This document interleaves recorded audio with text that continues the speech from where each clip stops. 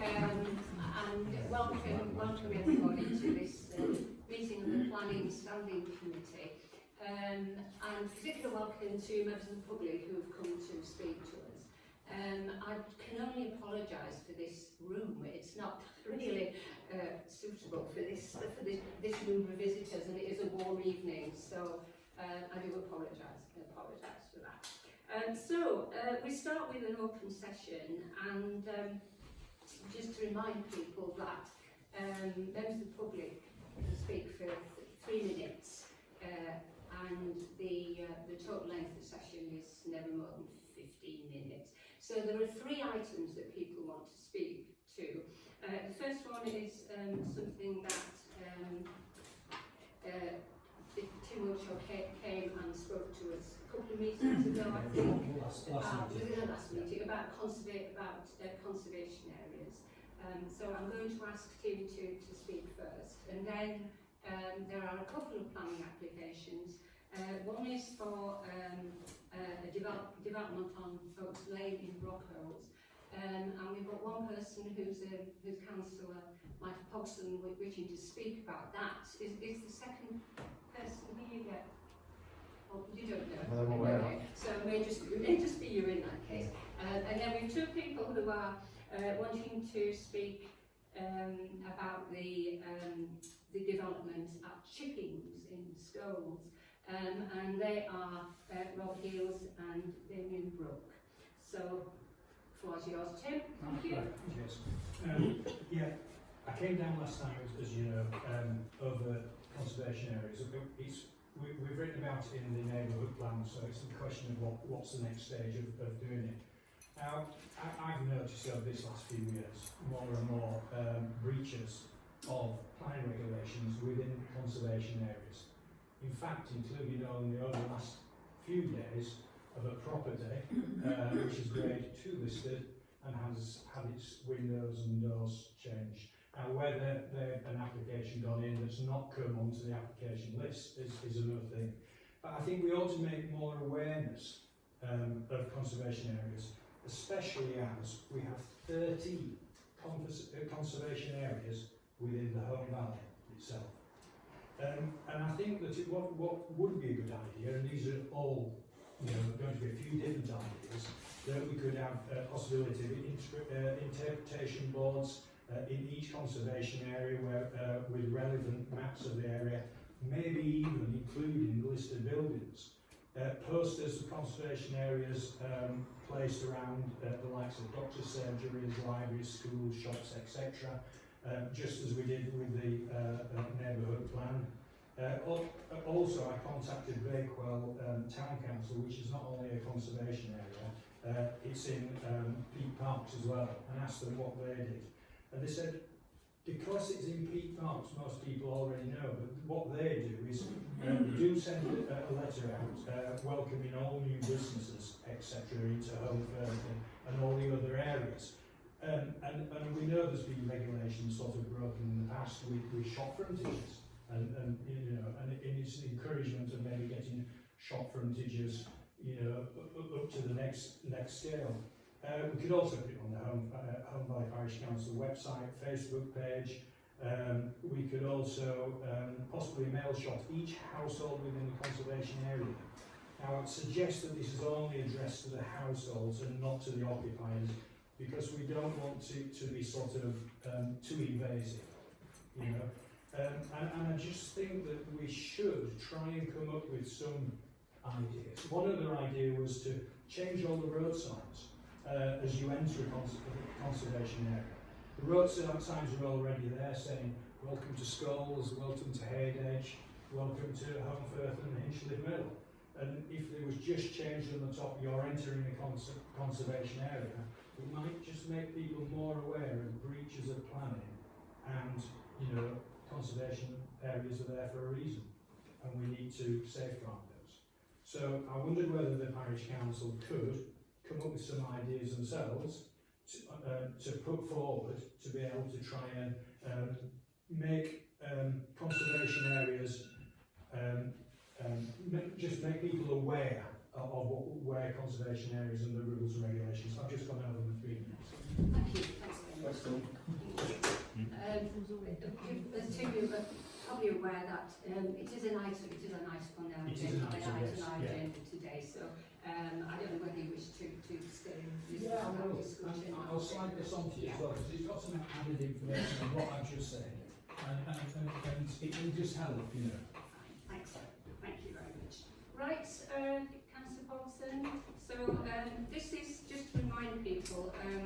This is on our list of applications. This is number 9, number 2022 9221, and it's on Oaks Lane in Rockhills.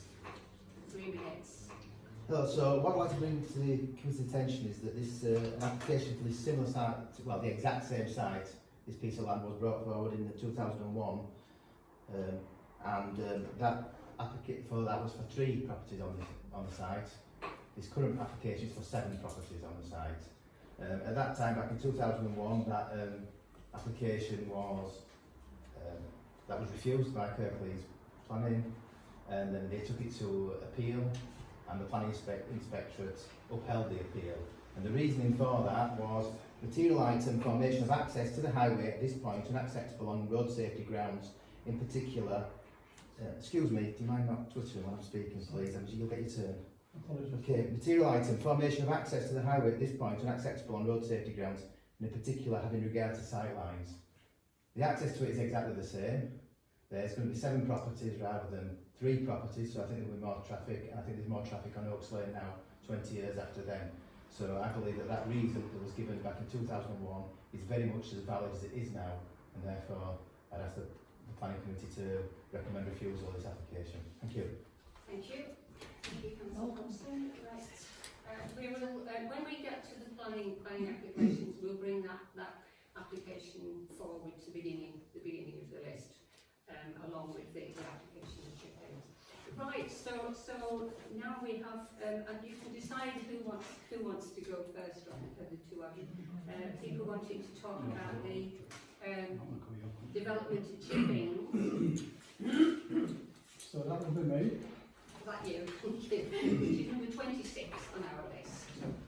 Thank you. Thanks for giving me a chance to speak about this. You probably know there's a lot of bad feeling about this locally in the community. One of the main things that we are very unhappy about is the Eco Home Survey. It didn't ask the question, should the site be developed for social housing, and didn't mention it were built into green belt areas. Now, I thought that was quite an important thing to put on a survey. They actually had a leaflet drop of 3,300 to all the properties in postcode HD91XX, if you like. And they got 179 responses, 5.4% response rate. You may be aware, I'm sure you are aware because of your involvement with this indirectly, that Save Our Schools Greenbelt Survey was sent out to 800 properties just in schools, and 1 or 2 went into 1 or 2 areas in Totties and Hepworth. Now, out of the 800 leaflet drop, we got a 22% response rate, and over 90% of responses didn't believe that building affordable homes on the site was the best use of the land. We also asked the question about building in Greenbelt. We made that more prominent really than Eco Homes had done. We feel that Eco Home Survey was more of a general survey about affordable homes, which naturally everybody wants. But the fact it wasn't mentioned in Greenbelt is the main thing for us. The other thing about this building of houses on the chipping site is that the Eco Homes are saying that it will be only for schools people. Now, that is impossible to say that, because there is no way of ensuring that all the local people will get those housing in perpetuity. There's all sorts of other things as well, which obviously most people would put as an objection to the planner himself, but I mean, the main thing is that Greenbelt, it's designated Greenbelt. It wasn't shown on the Kirklees local plan as a possible development site, and looking through some of the information from the Home Valley Development Plan, one of the objectives and policies in that is protecting local green space. Well, you are not doing that. And I would suggest that you should not be supporting this application because it goes against a lot of the policy and objectives in the development plan for Home Valley. A lot of people said that they, again, in this, the community consultation engagement, they said that residents gave a clear message that support the preservation of the landscape, brownfield sites should be developed rather than greenfield. This is all information which the parish council actually gathered themselves. On the public consultation engagement, it says that specific areas are often cited, such as Scholes, Heckwood, Waldale, where no more housing in these areas should be allowed. The roads, services, schools, etc. can't handle an influx of new residents. And new homes should be built on brownfields only, and greenbelt should be preserved. Just going back to the school problem.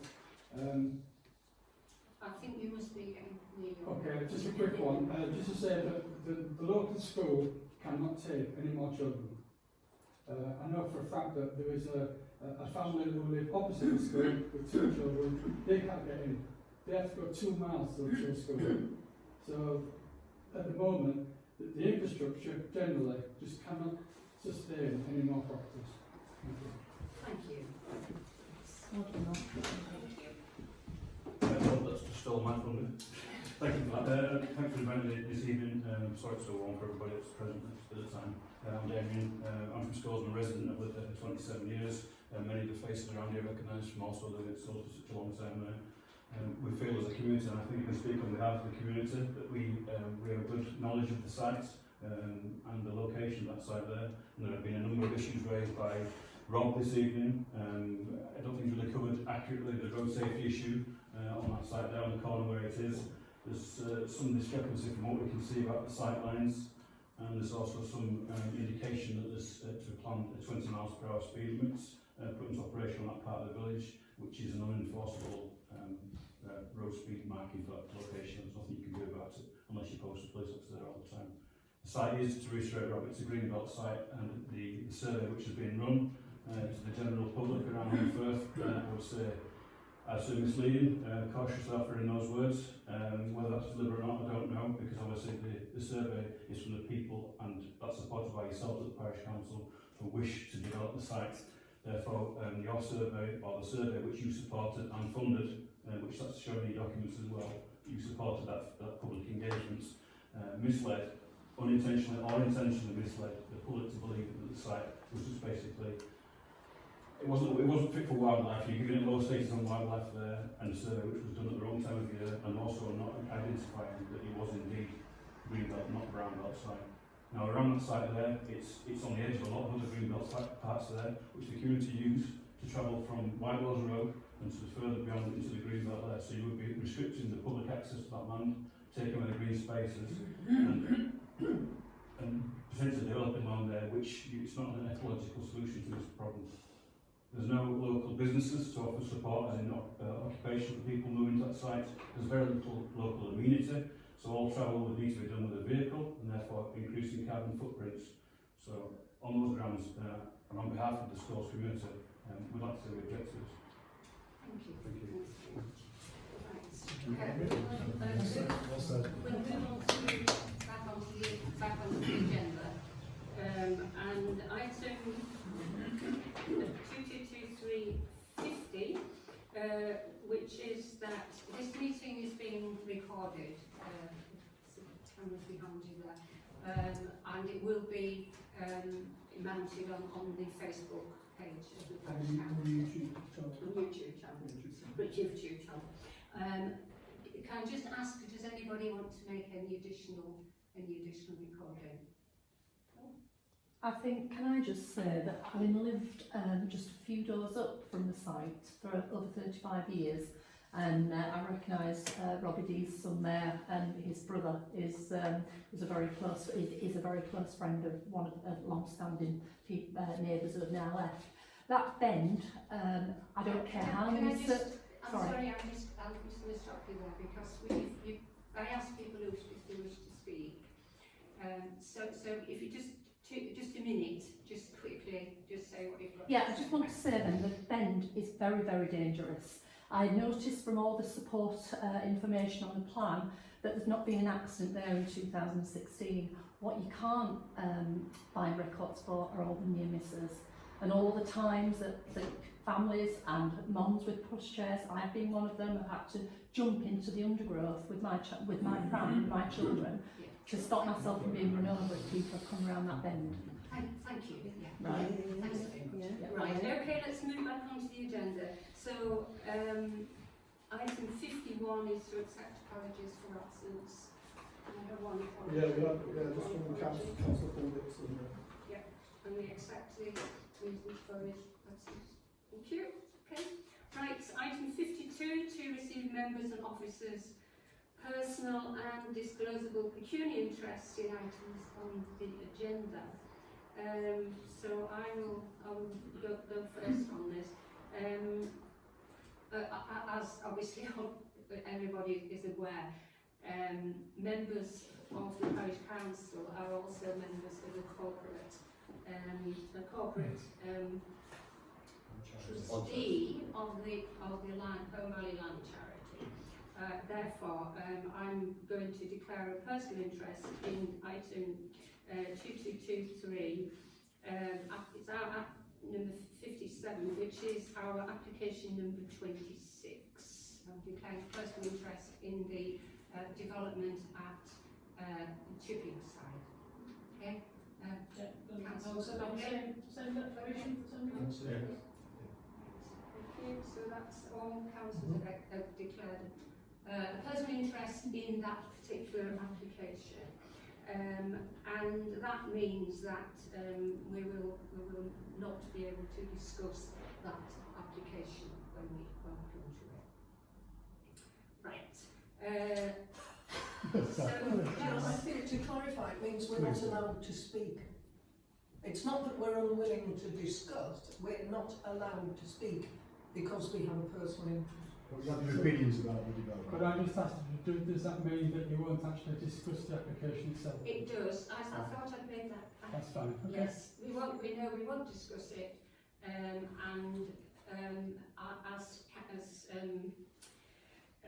As Councillor Colin has said. Yes, Councillor. Will you make a response to Kirklees planning? We will make a response. Our response will, we'll wait till we get there, but our response will probably be a formal no observation. And as Councillor Colin has said, it's not that we don't want to discuss it. It's fact we've taken advice and we are not allowed to discuss it. Can I just ask that? I don't think it's appropriate that you say no observation, because usually that's when you put on something when you haven't got any detrimental comments to it. I think you should be putting not able to comment, as all members of the committee have a personal interest. Yeah, fair enough. Thank you. Can you get somebody else? Just a very small reflection on that. I just note to Kirklees that a large group did come down and present themselves, but unfortunately you couldn't comment on it because of the thing. But can you make sure you know that the people did come? Yep.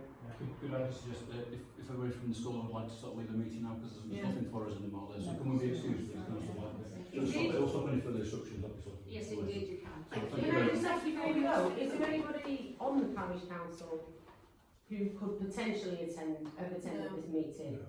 So basically everybody. Every parish councillor is automatically a trustee of the land charity. By default. I'll explain to you outside. Right. I default whether we want to do it or not. Thank you. I'm just going to do something. Good luck, and I hope yours is more successful. Thank you. Oh,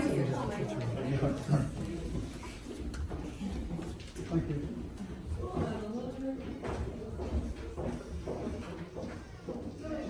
Right, item 52. Did we tell them before that we would be offering that speak, or? I just did it informally when I was talking. I just felt like when we, did we have an email saying they were going to come and speak? Because if we did do them, we probably should have said to them that we Well, Well, I suppose we haven't declared an interest yet, as we're still currently doing. We couldn't Because we just, declared an interest, we couldn't really, And you shouldn't discourage people from No. their 3 minutes. No. Can I just ask, disappointed about. can I just ask, I'd like to speak to some of those people, because there are things, I'd like to go and speak to them, so can I ask you to hurry up with Brockles, make a decision on that, so I can go out and talk to those people there, because I think it's worthwhile, Yeah. councillor does go and speak to them. yes, I think that's a good Thank you, idea. Mike. maybe we need to. Can we just get on with it then, Pat, please? Do you want to go out and do that now, as we do the rest of the... And come back and do that. Yeah, we'll wait for you, Michael, we'll wait for you. We'll wait for you. We'll make a start on the planning act. Okay. Maybe we need a special trust meeting. What's Michael Church doing? You can't talk to the councils like that. I wouldn't agree. Sorry, what did you say? It was being abrupt. Yeah. Do we need Can we to have a special meeting? We'll talk about that later. Shall we That's do it, that? that's all right. It's not our business. Yeah. It's not our business here. No. Let's go back to, so are there, item 53, are there any written requests for new DPI dispensations? No. Okay. Should any items be discussed in private session, item 54? No. No. No. Confirm minutes of the previous meeting. Will you confirm them? Yeah. Thank you. All in favour? Right. Well, Completed Kirklees planning applications list. Can we note that list, please? Updated. Yeah. Right. Let's move on to the new planning applications. Will be not reach number 9 by the time he comes back? Should we do the thing for Tim first about conservation areas? Yeah, and then Yeah, we can do I that. hang around for the traffic Yeah. calming as We well. can do that. Thanks. So let's move that forward.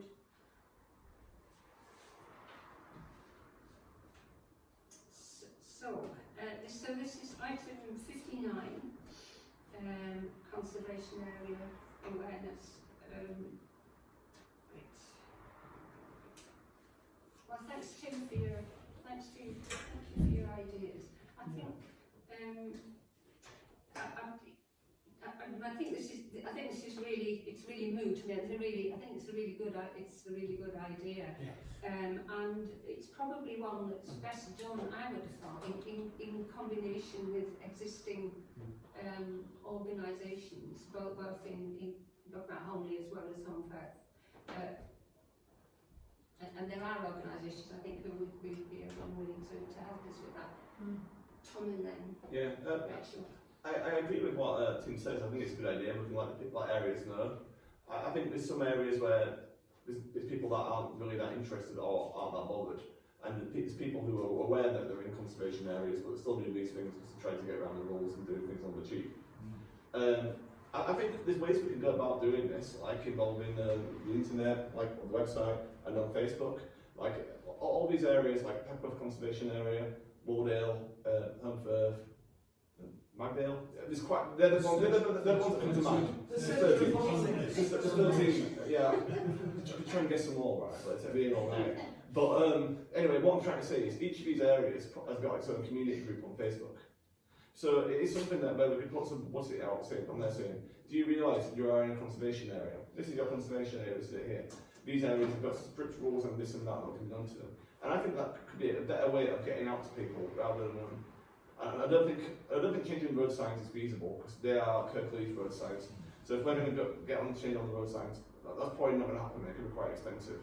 But I think achieve quite a quick, easy win, and which would get out to a lot of people in a lot of community areas. We're putting something on Facebook in each of the different areas, like Pepworth community page, Wardale community page, and various other ones, and doing something like that for starters. And see where we go from there. And we could also put it in on our website.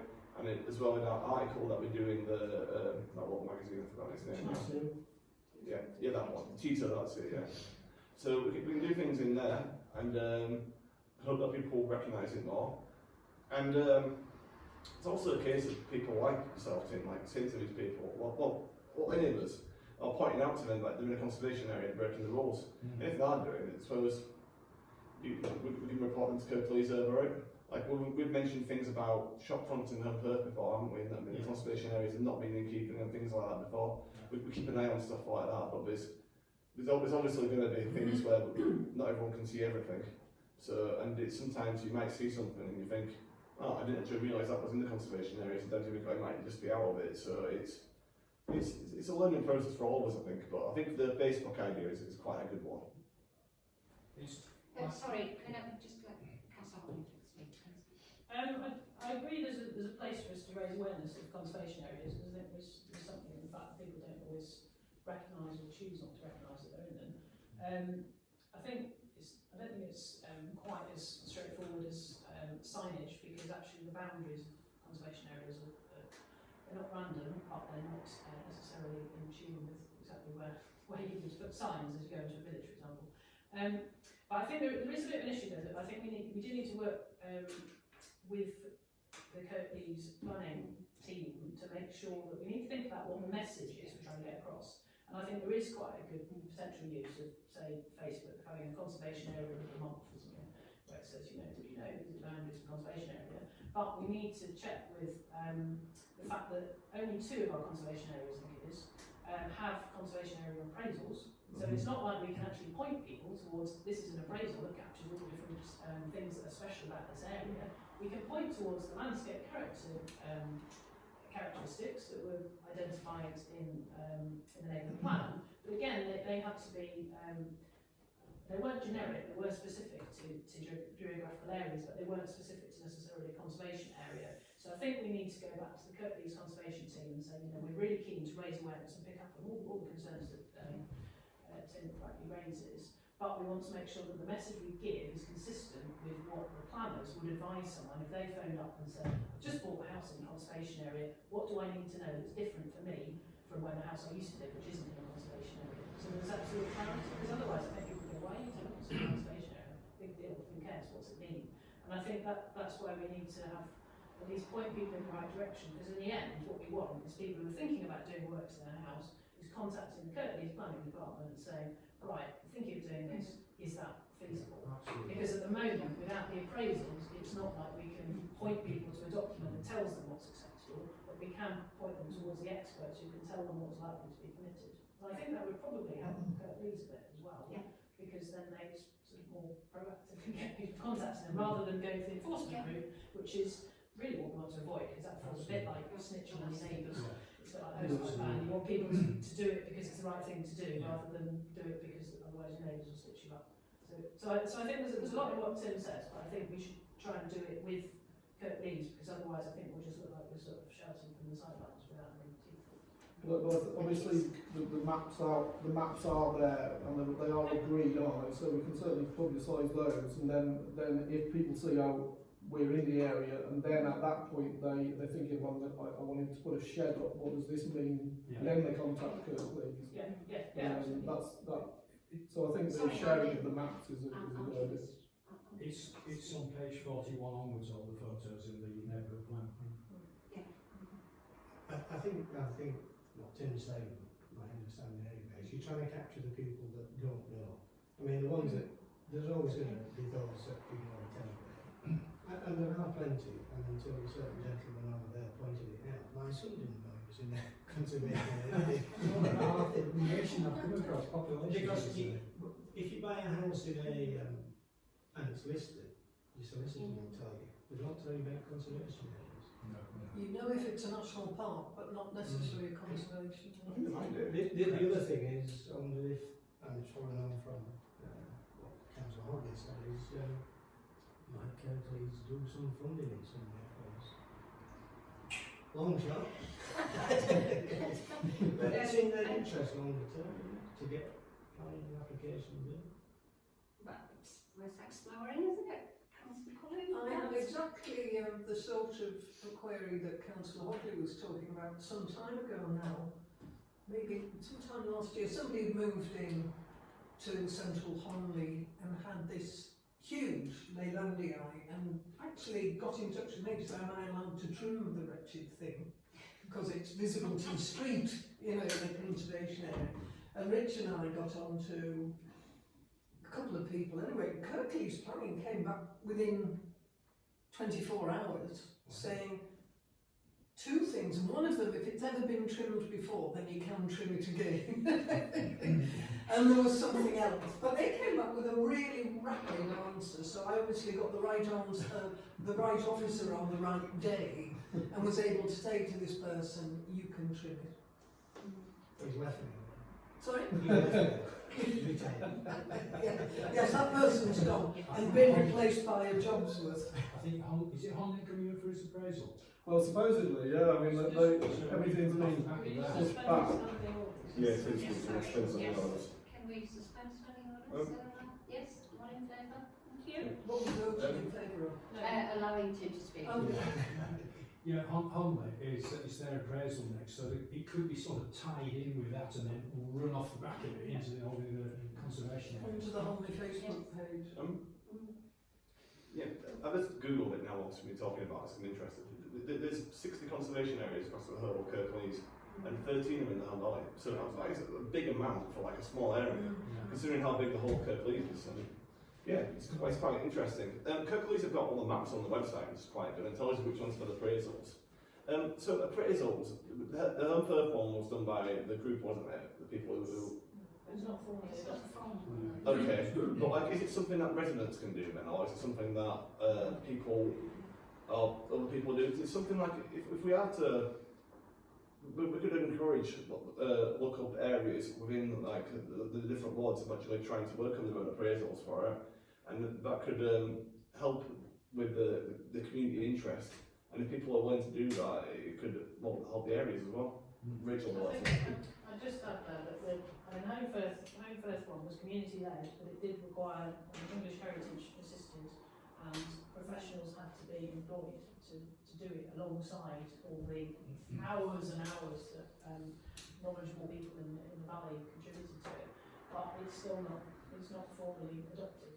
So any conservation area appraisal to have meaningful, because it's the appraisal and then there's the actions that come out of it. That basically say these are the kind of the rules that apply or the ways in which it will be improved.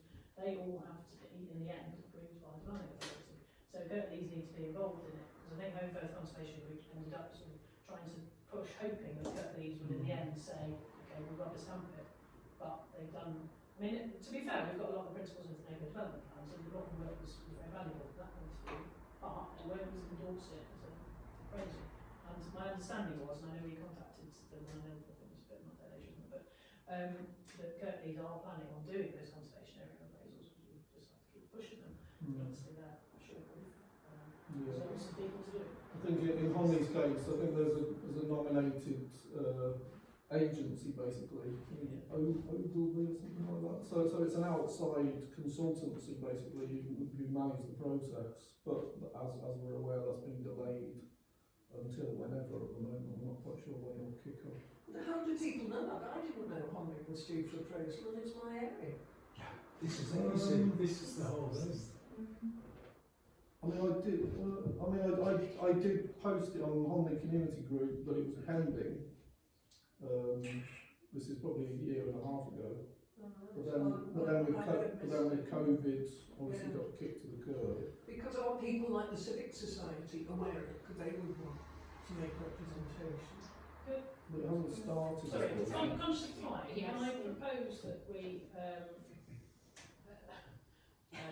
make a decision that we will contact the Kirklees planners to say that we would like to raise awareness for conservation areas, with a view to helping our residents have greater understanding and awareness of what it means to live in a conservation area. We'd like some guidance from them as to what they would advise someone when they call up saying they're in a conservation area. So they've asked you people, yes. So that then we get that advice, and then we can, with the intention, and I suppose we would agree at our next planning committee, with what we put on the Facebook site, and then potentially do, as I say, an area of So it's all very, very corporate. I'm just looking at a few of these appraisals now. The two areas which have been had appraisals in the Home Valley are Oldfield and Home, which are both quite small, so quite easy to do. But I just look at the Oldfield one. The Oldfield one is 45 pages long, and Oldfield's not very big. But the one for Golka is only 25 pages long, and Golka's a lot bigger. So it's a bit interesting. I don't know much about this kind of thing, so yeah, we'll I think we are kind of learning ourselves about it. And so yeah. I think we need, yes, I'll second your proposal. We're all in favour, so we do need to move on. So I just want to thank you, Tim, for bringing this to our attention. Yes. We think this should be, It's really good. we will follow through on it and keep you informed. Brilliant. I'm going to hang on for the traffic calming one. I might as well do, even though I can read it afterwards. Right. So we'll go back to the planning. We'll go back to the planning applications at this point then. Okay. So the first one, 72 Northern Road, Conley. My only concern, and you couldn't tell from the plans, was whether they were increasing the parking because they're increasing the bedrooms. Are you minded to support it or not support it? Well, I want to know if they're increasing the. If you go for an extra bedroom, you're going to put an extra parking space, isn't it? So we support Subject to parking. But it was the one plan showing parking spaces, and the same applies to the next one. Okay. Where it's going up to 5 beds, and as far as I can tell, it's only got 3 parking spaces.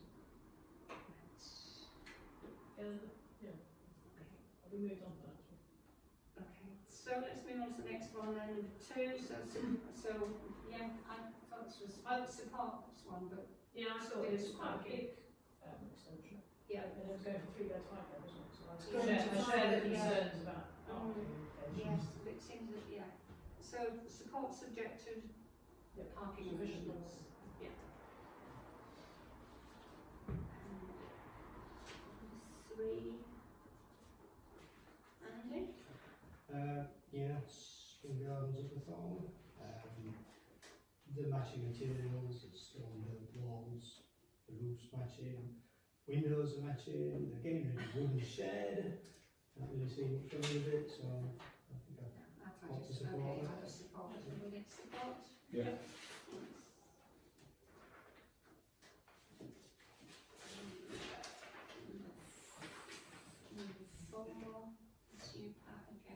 Conservation, in the conservation area. Subject, yes. Despite Tim's presence here, I do think I support it. It was a sympathetic alteration they wanted to do, in character with the building. And if they need if a door is going to improve the quality of the house, then Yeah, I thought it was okay. Support then? Yep. Support, thank you. Number 5, okay, this is another song. Did anybody have a chance to look at this? Yeah, go on, Andy, and then. you. No. This is another classic garden room, and I thought it was fine.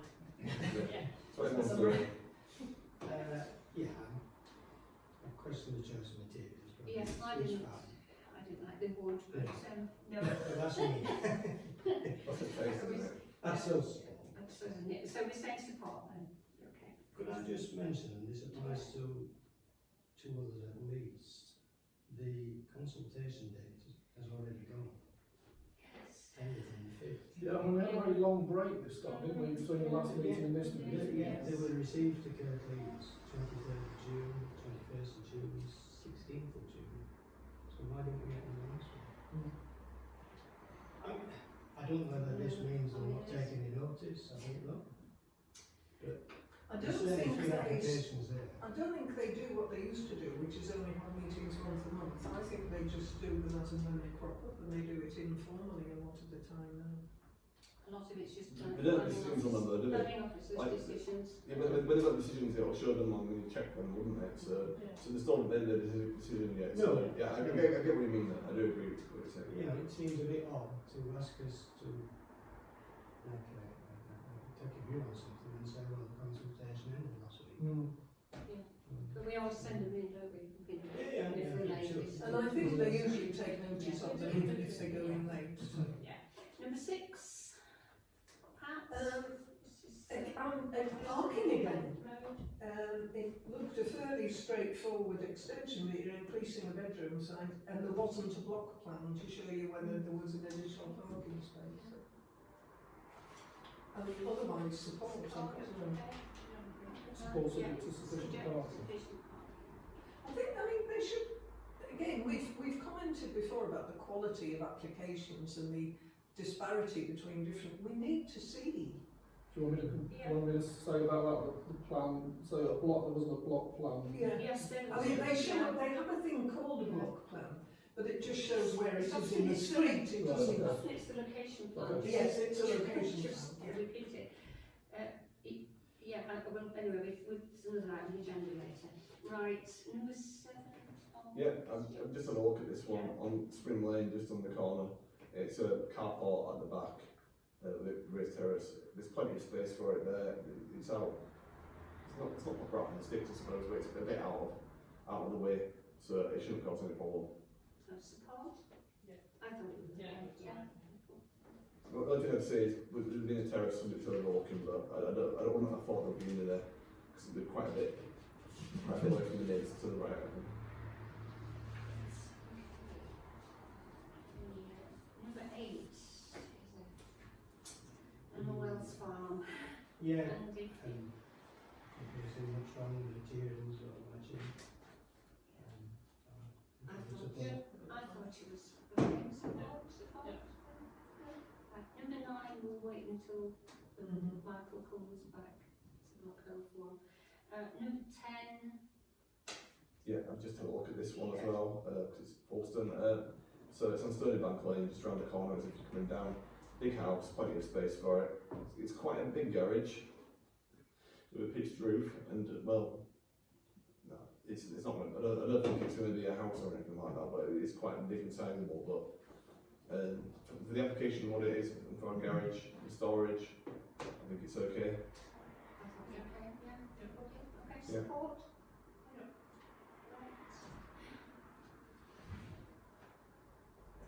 That's what to vote on these on block at the end rather than voting on each, because we're voting on each one as it goes.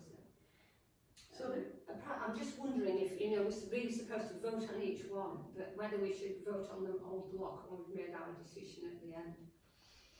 Well, we've got this one. I can do each one, but just... If we disagree, so if someone disagree about want to vote against something, and want to vote for it, then that's why you might. Yeah, okay, we just kind of form out the habit. Right, so number 11 is a schools one, and I thought this was okay. Anybody else? I thought it was quite interesting because it seemed to be they were putting things back that they did wrong in the first place. So they did like the tarmac drive and various other bits and pieces, but then they were told that wasn't in line with their original planning permission, so they're rectifying it. So it seemed like fine. I think they've done a nice. I think it looks good. I think they've done a good. But I thought because it's a variation condition, it was needed to check these. Yeah. Oh, yeah, okay. We vote. Let's vote on this.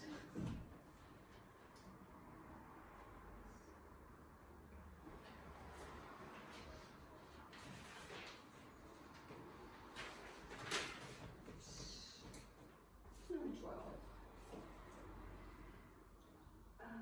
Yeah. This is another fun one. Did anybody I had a quick look feeling through about it. this one? I didn't really know, I mean on the plans and stuff I looked at, I thought, well, it looks fine. But then somehow, because it talks about a garage door, the plans didn't really look like it, what used to be a garage door. So I was going to hedge my bets and say we support what the conservation officer thinks is appropriate. Because the proposed image, if you like, looked fine to me. I couldn't quite get my head around what it was before, and therefore I felt more comfortable supporting the conservation officers. Because I don't know. Okay, so we'll defer to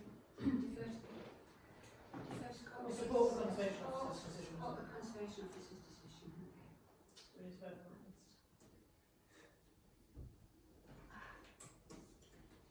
I was just voting in favour. I'm sorry.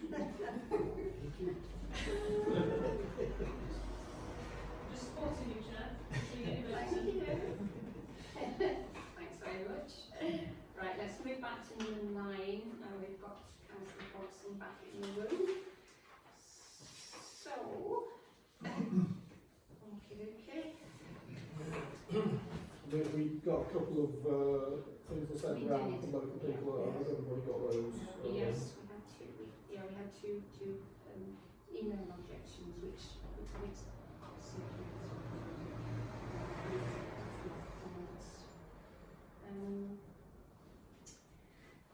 what do you think? It's pretty dense. Mm. And there was, this is my theme for this meeting, one of the consultations said there's currently 2 parking spaces per household, therefore these can't be more than 3 bedrooms. Mm. But there's no detail of what kind of house it is, there's no clue. They are 3, it says on the planning application that they are 3 bedrooms. Oh, right. It's very clear they are 3 bedrooms.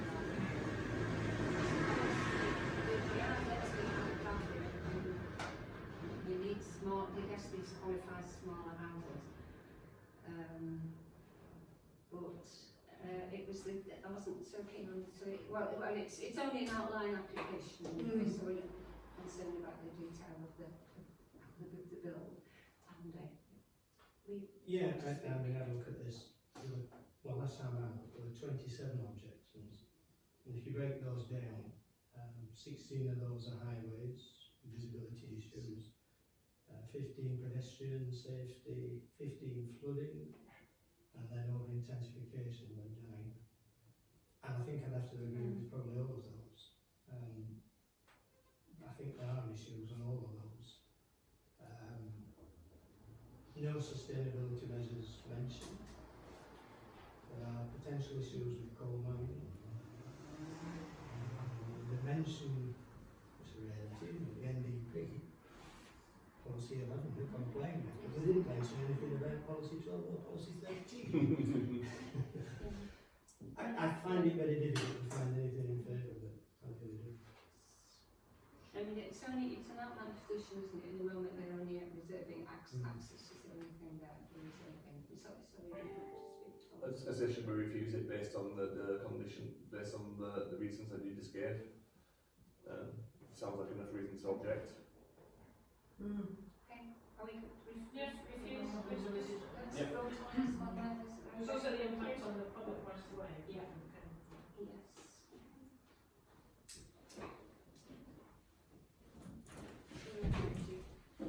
Good evening. Brookhouse is going to be a city before long, with that huge development at the other end. Maybe they'll come back with a lesser, fewer. Well, from what Michael said, Yeah. back, The access. we refused it when it was 2, although we were overridden by the Secretary of State. But It's on the ground there. beg your pardon? It's on the ground there.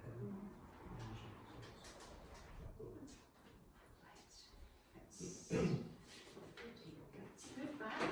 I'll move on rather to number 13, which is another fun one. It's in the conservation area. It's again. another garden room. Another garden room. I thought it was. I thought the new proposal looked better than the existing proposal. You beat me to it. I was going to say a garden room would be probably more fitting in the conservation area than a conservatory. But yeah, that's what I was just going to say. Right, thank you.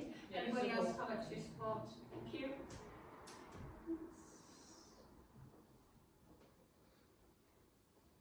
And the next one is Pat again. Yeah, I had support. I mean, it was a bit hard to follow. I found it a wee bit hard to follow. And there is a neighbour who's concerned about the footings being firm enough. Well, one would expect that. I mean, or perhaps one shouldn't. But I mean, they're not likely to deliberately build something that's going to fall down. This is the second time this has come to us, if you remember. The first time it was some really strange erection on the top of the building, and we refused, and we turned it down. It's been that was withdrawn, so it's incredibly complex. I thought. I thought so. I It's didn't actually get huge. all the way to understanding it. The extension is huge. I wasn't too happy with it, but did any apart from Pat and anybody else have a look? I had a brief look. You brief look, Right. and did you I find really it was okay. It's So okay. nothing jumped out at me, but That's I'm right. happy I to. think, I don't think we've got grounds to object to it. Well, my ground would be that I feel it's not subservient to the existing, Oh, right. building. It's a very large extension, and it's I don't, it's your patch, Pat, so, or we could, yeah, no, it's not, we can't defer to I conservation. mean, if that officer, is the because case, it's- then Faircleys will We'll pick it anyway. up, yeah. Yeah, they'll get it anyway, Yeah. so we could support it So and we say- rely on them finding technicalities if there are any. Oh, we could say, well, I propose we could say We support support but concerns The about, concern about support in principle but concerns about the, that it's surveys. overdone. Yeah, there's so, Yeah. dominates the Thank you. structure, Yeah. existing building. At least it flags it as Mm.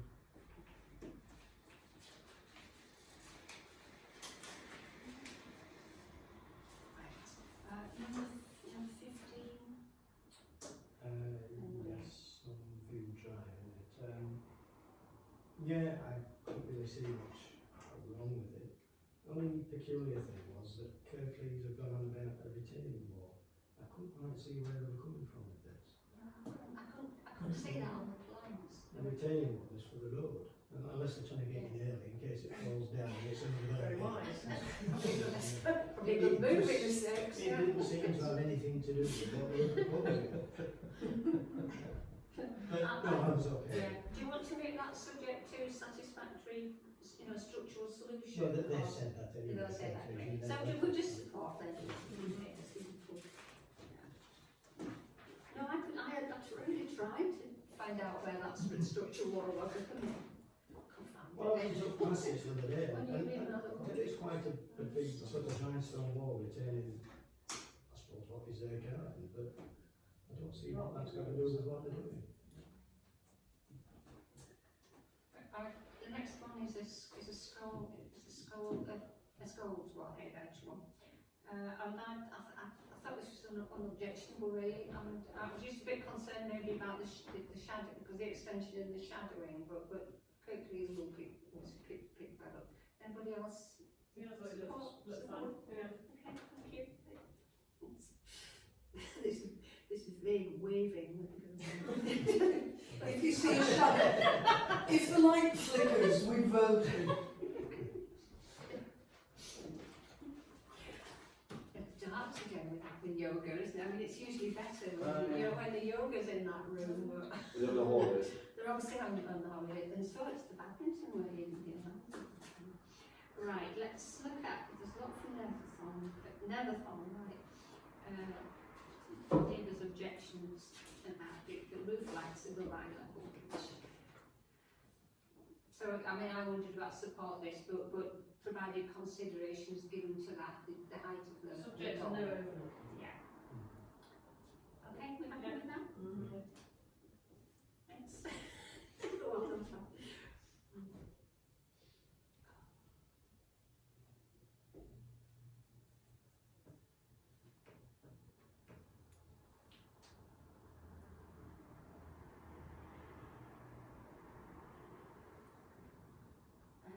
Right. The number 18 is it's the torsion rooms, schools. I wanted to oppose this one. I think it's in effect creating an annex. It's the information isn't quite correct. What it is actually is the conversion of existing garage to form a home office or a home office and gym. And I think there's an issue about parking as well, as you've lost the garage, so it's gone. So I wish to oppose that. Anybody? Okay.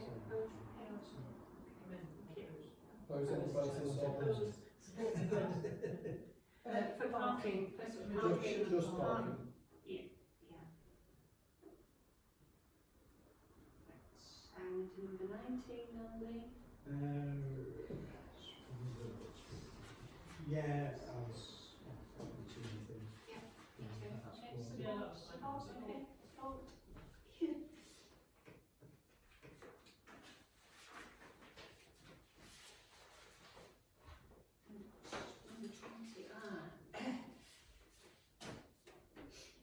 from Mr. Scanlon. Tom.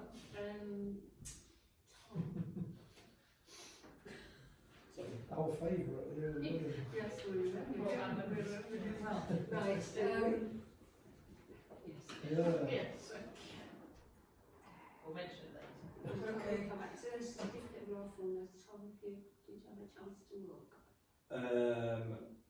No. Demolition of existing shed building and auction of small story. I think I know which one it is. 'Cause it's on the road from where I used to live. Yeah. But well, I haven't looked at the plan, so I can't really give a comment about it. So he's done it without planning permission. Oh. So he's demolished the shed and then he's built a from 7-story extension storage. It's massive. Yes. I looked at the various papers and I got very confused because you've got statutory declarations about who did what and when and who, and I didn't feel I could get a handle on what the point was being made in each statutory declaration, so I felt we should give it to Gertrude. Yes. Because it seems, because it involves, Yeah. he said, she said, sister, brother, Yeah, blah, it's blah, a blah. very strange document, the like of which I've not seen before planning application. So I suggest we say that we not, it's Can't too understand it, complex, really. can't understand it. Well, due to complexity Due to of complexity, situation, yeah. Defer to Different. What I would say is them houses are out of the way, I think. Yeah. It is where I'm thinking they are quite a bit out of the way and there's quite a bit of space to it. And I think I can guess which one it is now just from, I go for walks up that road quite often. My missus insists on me going on, but I hate that hill. It's so steep. So I always get told me to go for walks up there. And so I think I know which one it is because it's one that's quite a bit of work done on it. Right, so we are, due to complexity, owing to complexity, we are deferring to Kirklees offices. It is just incredibly complex, isn't it? Yeah. Sense of it. Number 21 has been busy in schools this month. I found the plans really difficult to follow, but I thought it didn't appear to impact on any of the neighbours, so I was inclined to support it. Don't know. Yeah, I was inclined to support it. Thank you.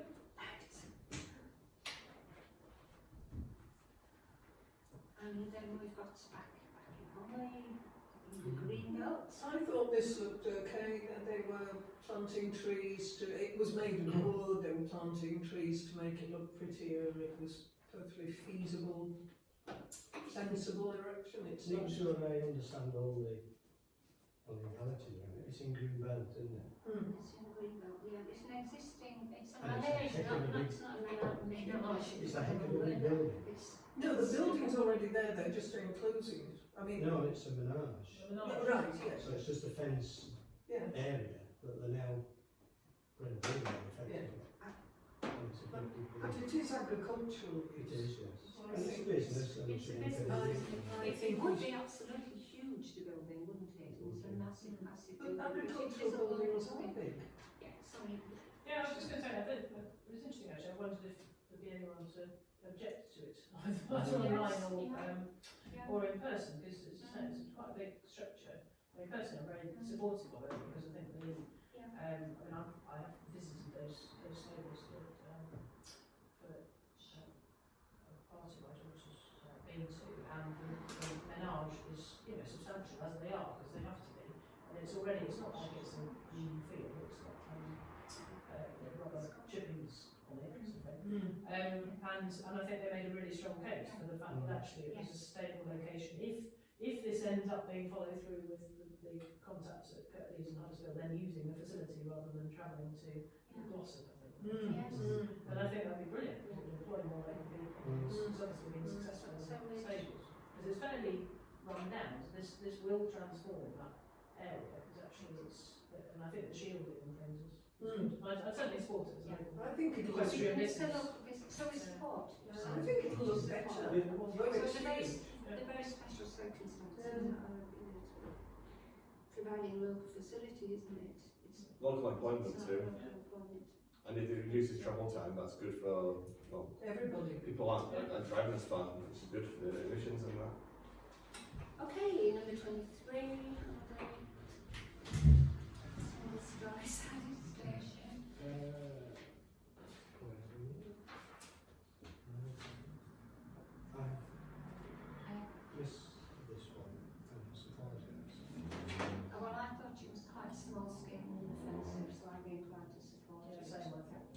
That's It's very small. support. Yes, unmemorable.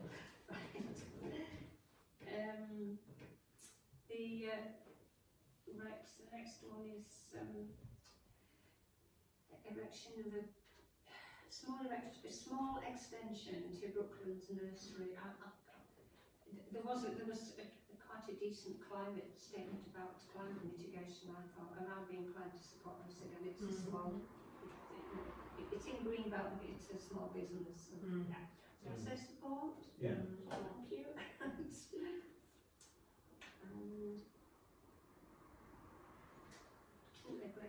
two dwellings. Yep. Okay. Yeah, I've had a look at this one. Originally they put in for permission, or put in for some kind of permission back in 2016, because it's going to build this one.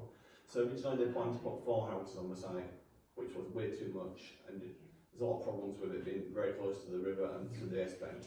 So afterwards they reduced it down to 2, which I think got confused on withdrawing it. I've been looking, trying to find the history of it, but I can't find it on the company's website. What happened to it? I think it was. I think that was refused. It was refused. I think. It was on appeal, didn't it? No, well, according to the company's website, it says it was refused.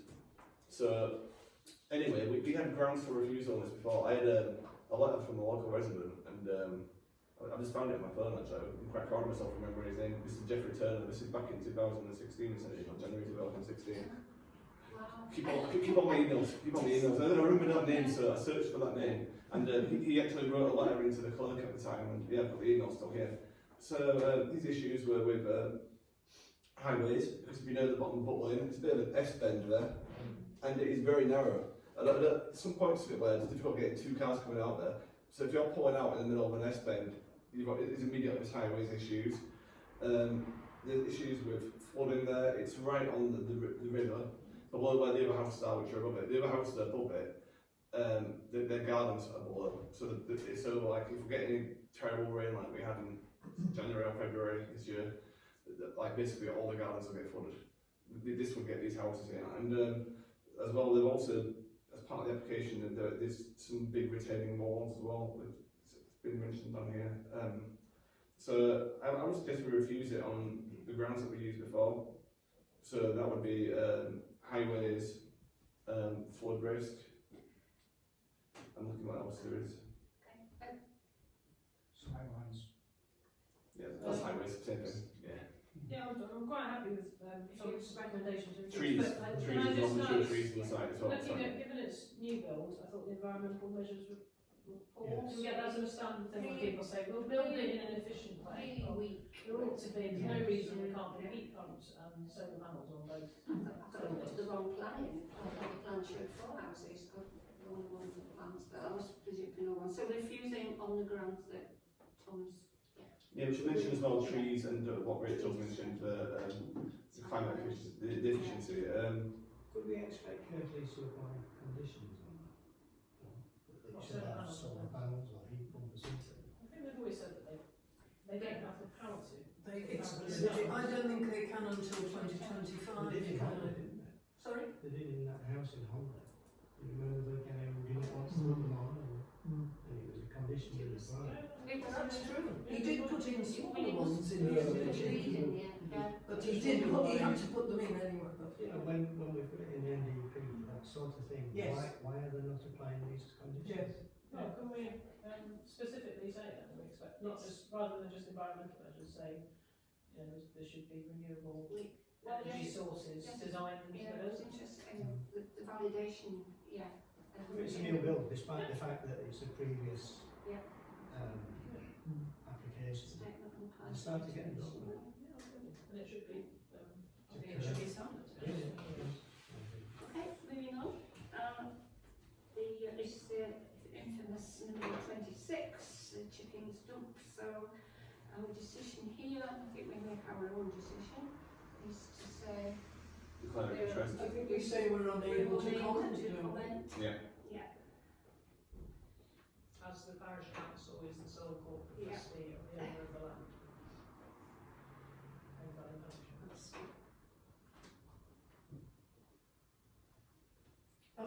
definition we support it since a majority of the trust voted for Yeah, it. but that's not That's not for planning. That's not for That's planning. for planning. Planning committee, No. we can't, we just, we've all got those on. Okay. You don't look convinced, but No, I'm convinced, no. It's just such a peculiar situation. Well, it is Yeah. a peculiar situation, but It's a we did really take, big thing where Yeah. people feel passionately and we're unable to say a word. but in theory you can support someone putting in a planning application and then oppose. as an individual, yes, of course, we can all. And we could go down that end of the room, could we? And were we able to come? We wanted to speak, we If didn't we wanted to speak, we could have done, but we'd already taken advice that we Yeah, couldn't. Yeah. Yes, No, but that's we can all make our representations to Kirklees, whichever way we wish.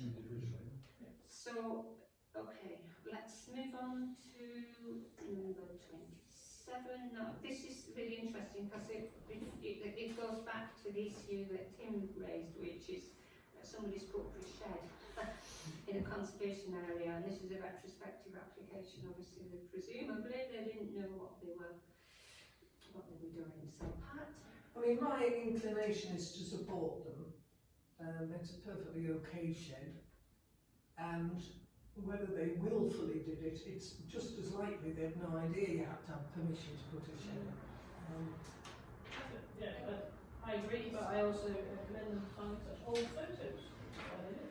So there's some nice aerial pictures when they showed what Yes, used to be yeah. there. So there used to be a structure on the area where Mm, so I understand mm. they're putting the shed, therefore I have no issues with it. Something there before, so it's not so fixed again. So we're supporting that one? Yeah. Yeah. Commending our evidence. The final one is the, oh, it's another, no, I'll say it. The sunroom. Yes. I think they've got their own address. Really? I don't think it's 16 Shore Lane at all. I think it's 8 Newhouse Lane or Bank Lane. If you look at 16 Shore Lane, there is no parking. You've only got the front, it backs onto another house, and it's semi-detached.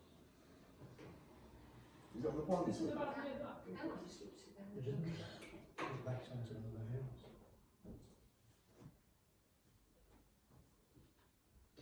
So the links I've were got really it found flat. it, but it's not where I Well, expected yes, it. I looked at the planning map, yeah. Go close to see the- I could get them to look at These it. houses have balconies, Yeah. because they've got friends who Yes, it live in will. that one next door. Yeah. Because they're opposite, because there's the, as you come, well, assuming it is this location, which is what I was visualising. For people who know Booth House, you've got a row of cottages that back onto the swings recreation areas, and on the other side you've got a series of detached homes. In the 16. Oh, On If Google you- Maps, there's if you no go- sign of a. If you go on there and turn right, no, but that'll be 16 Booth House, not 16 Shore Lane. that's just Shore Lane, isn't it? No. Booth House Lane is downhill. Up the hill. Well, the name changes of roads around there is random. So it's impossible to find it. 16, look, that's 16 Booth House there, that's 16 Shore Lane. 16 Shore Lane. No, it's not, it's 16, there's a 16 up here, I don't know the names of Anyway, it. that is the one that I think it is. That's the veranda, and that's where they wanted to film the roof. Yeah, but this is the map. And we've been that given. is number 8. No, we've been given that one. Number 16's got the red line around it. 16's on Shore Lane. Would you not just? Yeah, it's... That's a different house, you're right, that's that one there. So I think it's But that according to the one, platform- because it's an old frame. Yeah, but we wouldn't know what the balcony is on the back of that, because it's not, you know. I think it's where the map shows where it is, because I've had no reason to think that's the case, but, let's look at the plan. And I want it to be good. What did we think about, having looked at the plans, what did we think about Oh, the no. And then the that's definitely a Shore Lane house on the right. That's not that, because that's got the, because that, I mean, that's a house on each side. It's one of these. They're not I particularly mean, cycling. and it's all of that, apart from again the choice of material. Yes, I yeah. So they're quite ugly we houses, support anyway, it, so support I it, know we're it's happy to support, support yeah. this, okay, Yeah. support it. I went with the information provided, and I just, Yeah, but that's interesting, there is a 16, not very far around the corner, they also got Shore Lane. thank you. Okay, move on to planning, thanks for that. Moving on to planning officers' decisions, there were only two where we supported and refused. Noted. Yep, excellent, noted, right, thank you. Conservation area awareness, we've already had a bit of a run around that already. Lord's Mill, to note the letter that Rich sent to poor Sebastian Pickles, who's going to be sick of this because of sort of and others. I just want to thank Rich for his letter. I thought it was a really good letter to Sebastian Pickles. Like that report. Do you want to hear the responses we've got? Have we got responses? So I got a surprising phone call that I don't quite know how he got through to us actually, from the owner of the mill, who's somebody called Terry Robinson, who lives in Bleak House in Hongley. He's a builder. He's a builder. Did my basement. And involved with quite big projects, because he showed me, he told me he'd done Lindley Manor House Hotel, which is quite a big, fancy, posh Yeah, hotel. I don't think he does little jobs. No, exactly. So we had a long chat. I mean, he was in hospital when he was calling me. It was a little bit strange. Yeah. And we had, I mean, he said, well, it's not unsafe. I was taking stuff with pinch of salt really when he was saying it wasn't unsafe, that it was safe. But he was saying, well, it's not unsafe. We had a chat about the plans, and he was saying, well, we're still planning to develop it, but cost of infrastructure, yada yada. Cost of actually developing the mill into what they wanted is obviously going to be very expensive. But he said basically that they're planning to do it over the next few months. Okay, so I kind of, that's... Months? Or repair it, or To develop it. to kind of... No, I think more or less in the kind of making it... Safe. Yeah, making it less hideous than it is. I think cutting back undergrowth and so on and so forth. Right. And then I got While they save up for the squeezing, yeah, it will cost and them. then I got the email back from Sebastian Pickles, who said, thank you for the letter. Due to high workload this, I've not yet been able to get to it. I will of course give this attention it needs. I'm in fact due on leave at the end of the week. I'll endeavour to discuss this with my colleagues and come back with a response to what might be possible to consider before going on leave. It's not got back to me, but at least you responded. I mean, it's less than we normally get. He's responding to say he's not responding. Yes. Well, I would rather that than... 10 out of 10 for courtesy. Absolutely. None out of 10 for... I didn't reply to him saying that Terry Robinson had been in contact, because I think it's important that they officially look at it in terms of in terms of the potential actions they take, without just saying, well, he said he was going to get on with it, and them saying, well, okay, then we won't bother going and having a look at it. So. I mean, who is the judge of whether it is safe or unsafe? Well, they will be. I was just going to ask you, did he indicate what he was seeking to turn it into, or was it just developing in some way? Well, it was going to be flats. Yes, it was going to be flats. But it didn't sound like that was on the cards at the moment, just because they didn't have the money. It was too expensive as a plan. I think it was more about making it less hideous. Make it acceptable. Well, it's encouraging though that he's actually actively engaged with us. Yeah. It's very easy, Yeah. just to say, stick your nose out, but to actually have a conversation with Rich. And I don't quite know how he's got in contact. I don't quite see how he's got the connection, because he obviously hasn't come. I thought he was coming from Kirklees getting in contact with him. I don't think that is the case, because they haven't mentioned that they've spoken to him. Maybe he looks at the planning committee on the Facebook. He said something called Mark had put him in contact with. But it could have been, I mean, we have the It lady might down be- the street, it so might be they were Caroline. Because she didn't know who he was. She didn't know who the owner was. That was part of what she said. He mentioned somebody called Mark, did he? Maybe somebody, maybe in a whole like someone like whispers have gone around and someone told somebody they're talking about it, so that might somebody knows somebody. Because Bleak House is right in the middle of the village. You know. Yeah, it's lovely, isn't it? So I Well, think he's we put some brick I think we welcome both those responses and just see how just keep watching Hopefully how speed things from go. Mark. Most stuff does seem to be happening Yeah. bizarrely, Yes. doesn't it? You know. Yes. Good. It does. Yeah. Great, excellent. Right, so parish council actions from the neighbourhood development Sorry, plan. should we drop a note to Caroline? Do you think? I'll Oh, you'll see her. see you soon. I can tell. mention it informally. I should mention it before. Right, the parish council actions from the neighbourhood development plan. Right, so yeah, first of all, thank you, thanks to Rachel who turned the actions into a table, and then I just went through them, and the basis of what I know what's going on, just added some notes on progress.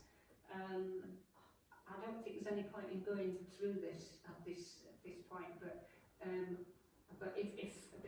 these were just my ideas, and you may know other things. So please let me know, and then I can add them to this. And then when we've done that, I thought we could pass it around the rest of the planning, the rest of the parish councillors. I was, have to say, quite encouraged when I got into this job, because when I started it, I thought, I don't think there's been that much progress, but actually when you start noting things, it looks fairly positive. I mean, there's some gaps, and once we've got it'll never be a definitive list, but once we've got a better list, then I think we could perhaps look at them and see if there's some areas we need to focus on to actually get some action, turn it into some kind of action plan. So yeah, so please let me have you. I think the only thing I was going to say could now be added to it was following our discussion with Zoe Stewart. Yeah, Zoe Stewart.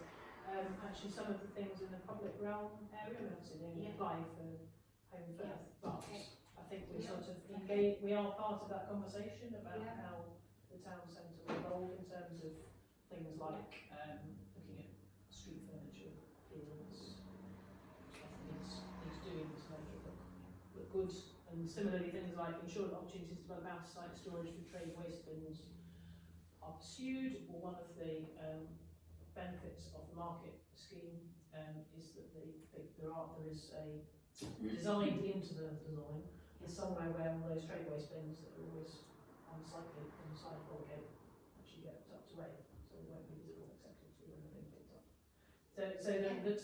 That was one of the classic areas which was always an issue. So I think there's a bit of positive stuff. I mean, obviously that's very central, but I think that's quite. So I'll add those notes.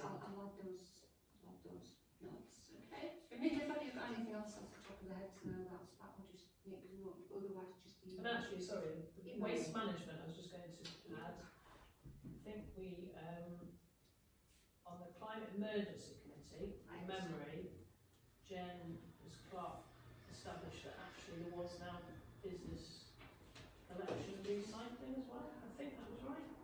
Because there is in this building. And we were getting some bins that we did it in this building. We supported it actually as parish council. But I think I'm trying to. It's a while ago. I think if we could just check, follow that up with Jen, because it was a question about the fact that is all trade waste just chucked into a big bin, because that doesn't seem right. And obviously, Kirkby's have changed their recycling policy anyway. So again, that feels like something that we can establish what the situation is and if we can influence it at all. And sorry, the only other thing I was going to mention is Square Peg did that accessibility audit and have that map that shows what's accessible, which obviously hasn't necessarily made things more accessible, but we've got that information on our notice boards and things. But it's all small small thing, a lot of Yeah, small well, things, but well, it's all no, about yeah, giving a it's message. But it's that cumulative, though, yeah. isn't it? So I think there's a few different things we can. I'm sure there's lots more to that. And there's all the you know, working, supporting groups like Home Farm, for example. You know, working with them and the phone box and also, you know, lots of these things, they're all, you know, they have a cumulative effect of making areas nicer. Okay, so anybody want to send me from words, and then stick it in. Okay, thank you. Is that okay? Should we move on? Yeah. Move on from there, thank you. Right, traffic calming, right. Well, yeah, this is a Well, work. this is a bit further on than that, that's good. This is really a work in progress. I've had a couple of suggestions from some members here, but I haven't yet put them in. I've started to put them into the table, but I haven't. This is something I haven't yet finished. I've had some from other Parish Council members and not members of the committee as well, as a result of what I said at the full council meeting. So that's positive. So I think we're just at the moment, if you're happy with that, just kind of defer this to the next May meeting, by which time I will have completed the list. So is that to then have a draft list of criteria to see if It will be, apply yes, and that would be asking about Good. criteria as well. Yes. So is there the opportunity to have once we've seen? Yeah. Yeah. So I just wonder if you circulate the draft and then so it'd be a list, of course. It could be a list of 20. It could be a list of the 20 mile and the criteria as well. So I'll circulate it to to members as soon as I've finished it, which is probably just about a week with what I've got at the moment. But yeah, okay. Was Tom first? Tom and then Andy. Just I'll beat you to it. Yeah. I don't mention this in last meeting, or it's happened since, but in Wales now, they've adopted the rule where they're changing all the 30 zones to 20 zones. And because they just think it's easier just to do everything as a job lot, and then if there's any roads which they think that can be faster, and they can change them later to like 30 also, and so all the 30 ones are going to be 20. Obviously, national speed limit will still apply national speed limit roads, but like it was mentioned earlier about it with as to the land charity side, and I did find when I'd been down to Cardiff recently, and where it's 20 miles an hour, people do it, they do stick with it, because you kind of see it and it's there, and once you get used to it, it's kind of like it's like second nature, and people will do it. People will get used to it, and they will change. And it's interesting what they're doing in Wales with the way they're doing it. Is it the right way? Is it the wrong way? Is it the best way of doing it? I don't know. But if anything, that's kind of like a pilot, I think, for the rest of the UK. If it works in Wales and it's good and it causes less accidents and deaths and improves air quality, bring it on to the rest of us. And then, rather than having to do like a little area at a time, if you try to do a little area at a time, it doesn't have the same impact, I don't think. You do the whole lot and see how it goes. So the Kirklees would support that, though, isn't it? And I think the feeling I got was that I think that was. No, but it's yeah, but it depends if it might not be about Kirklees, it might be about the whole country decides to do it. I don't know. You can lobby for law. It would be quite. I know a lot of people will be annoyed about it. There's a lot of people that don't like driving 30 miles an hour, 30 miles zones in some roads, but like it would be interesting to see. It would be interesting to see what happens, like with Wales, and then what follows. Really, I think. So yeah, thanks. Should for that. we spend some order? So I think it was still sustainable. Do you want me to? Yeah, just what Andy was when in the Lake District, when the local council got involved and put one of those speed indicator signs, you know, that if Kirklees won't back it, then maybe the parish council could just move it round areas. well, I mean, she did say that Yeah, she she said said that we could fund She did mention that, didn't she? They have, Yeah. we got it's a pity you weren't at the meeting, Tom, because it was a very frustrating meeting in many ways. I'm glad I wasn't there. And we had all reasons why you can't do anything anywhere under any circumstances, but for instance, if the average speed is more than 23 miles an hour now, the police won't police a 20 mile an hour. They'll only police things that they believe to be enforceable. And if you don't have the police policing it, and they do have the moving speed things, but occasionally, you know, like we said, well, the ones that tell you how fast you're going are best, and she said, but it's been known, and I'm sure this is true occasionally, that it becomes a challenge, and who can get it up to 100. And I mean, sorry, Rachel. And then, oh, sorry, Sorry, Andy's Andy was first. It's about what you're going to say now. No, I think the point I was trying to make was that if we get the criteria first, because undoubtedly people will keep throwing in new areas, won't they? And if you can set that and say, well, okay, you've thrown another one in, where does it fit in our criteria? Does it fit or doesn't it? yeah, Otherwise, we're going to be going at this forevermore. yes. There'll be an accident somewhere and it'll be, oh, this ought to be 20 and this one ought to be 20. You know, I think the focus for me wants to be on get the criteria right first. I agree with that entirely. I think it needs to be criteria-led rather than us just going, well, I walk on that road, so that's but I think once we've got criteria, then it's about using our knowledge of the area to say where would that best apply. So if the criteria, for example, was it's near a school route, then identify obviously where the school is, and you can work out that. It doesn't necessarily have to be that.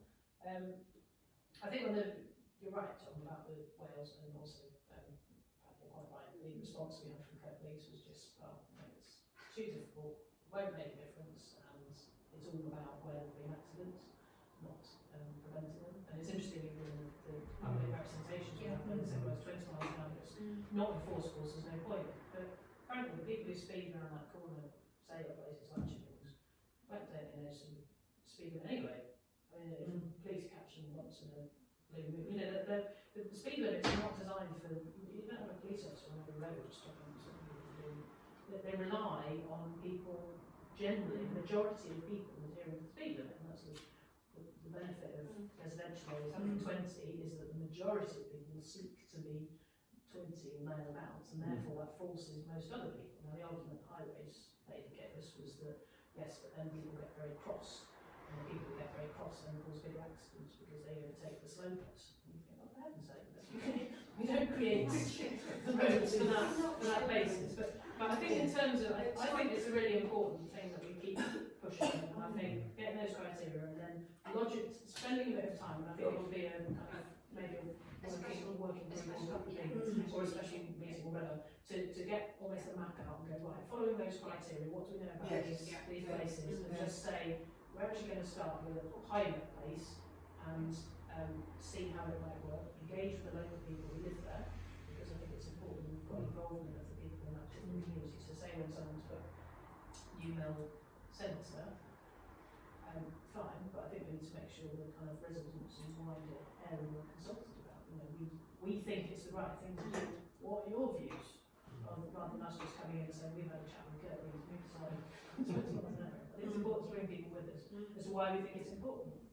That was my suggestion, because there's been a problem junction there for years, and I think one of the things, well, they tried thinking about different things and they can't come up with a better solution.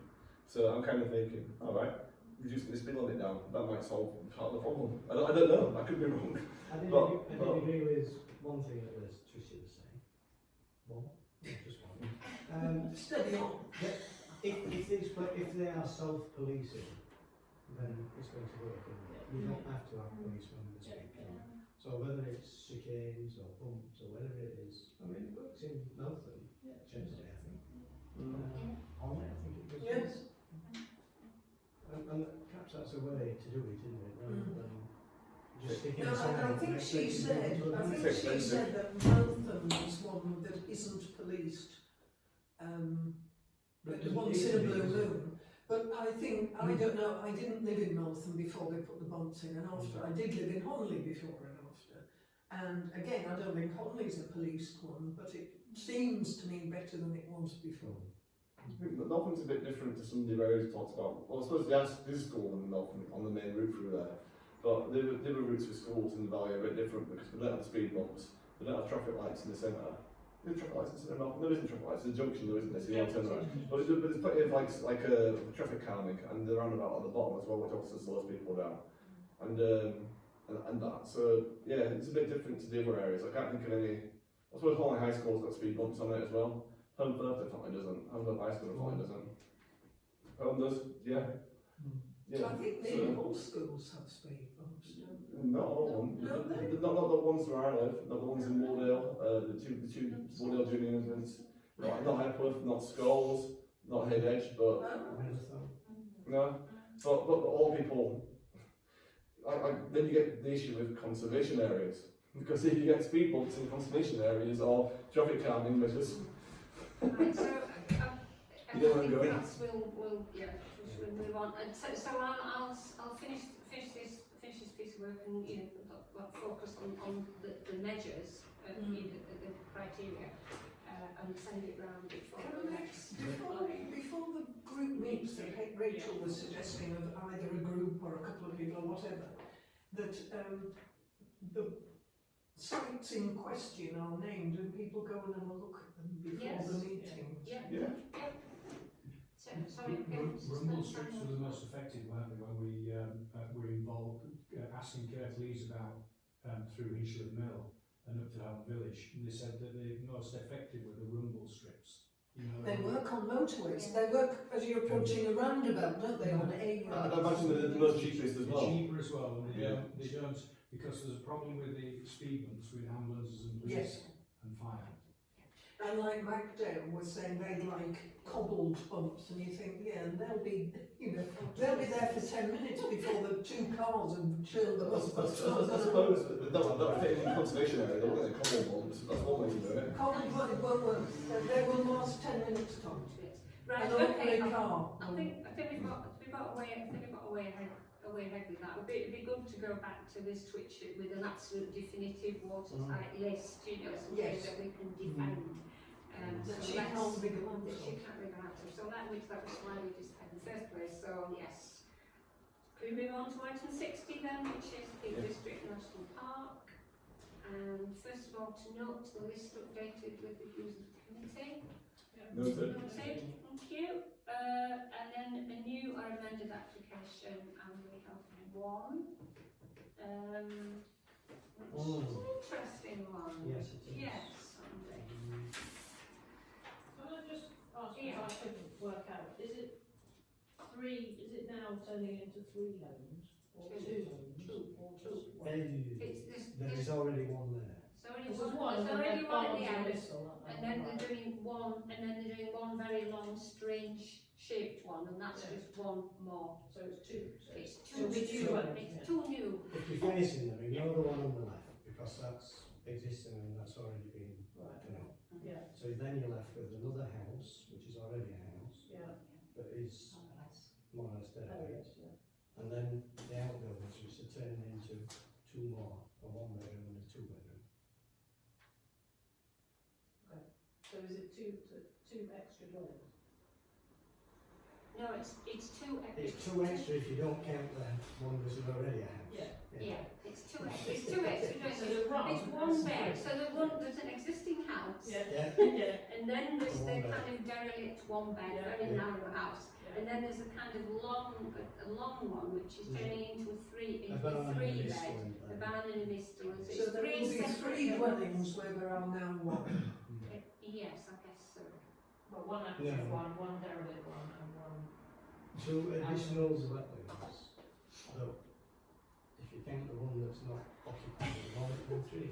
But there's a dwelling there. Let's Right, okay. Alright, so it's refurbishing cottage and the conversion of the barn, mistal and starter dwelling. So it's one bed and 3 bed, which is a very strange shape, but it's very interesting, I've got. Andy, what did you think? It's not in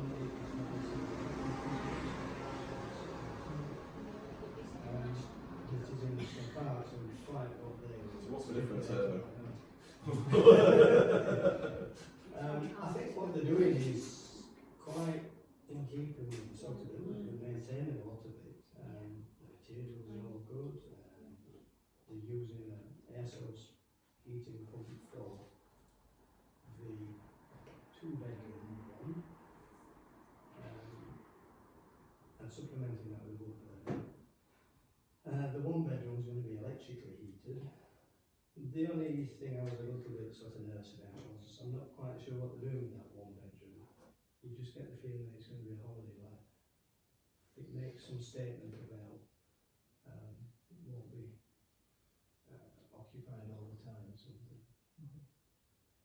Not that we can do anything about that, I don't suppose. And the other thing that I wasn't clear about was they said there's parking for 6 cars, but I can't see where they are. The plans don't show it. And looking at it, you wonder where you get 6 cars up there. On the back. Once they can get them back, you can get them there. Which road's it on this one?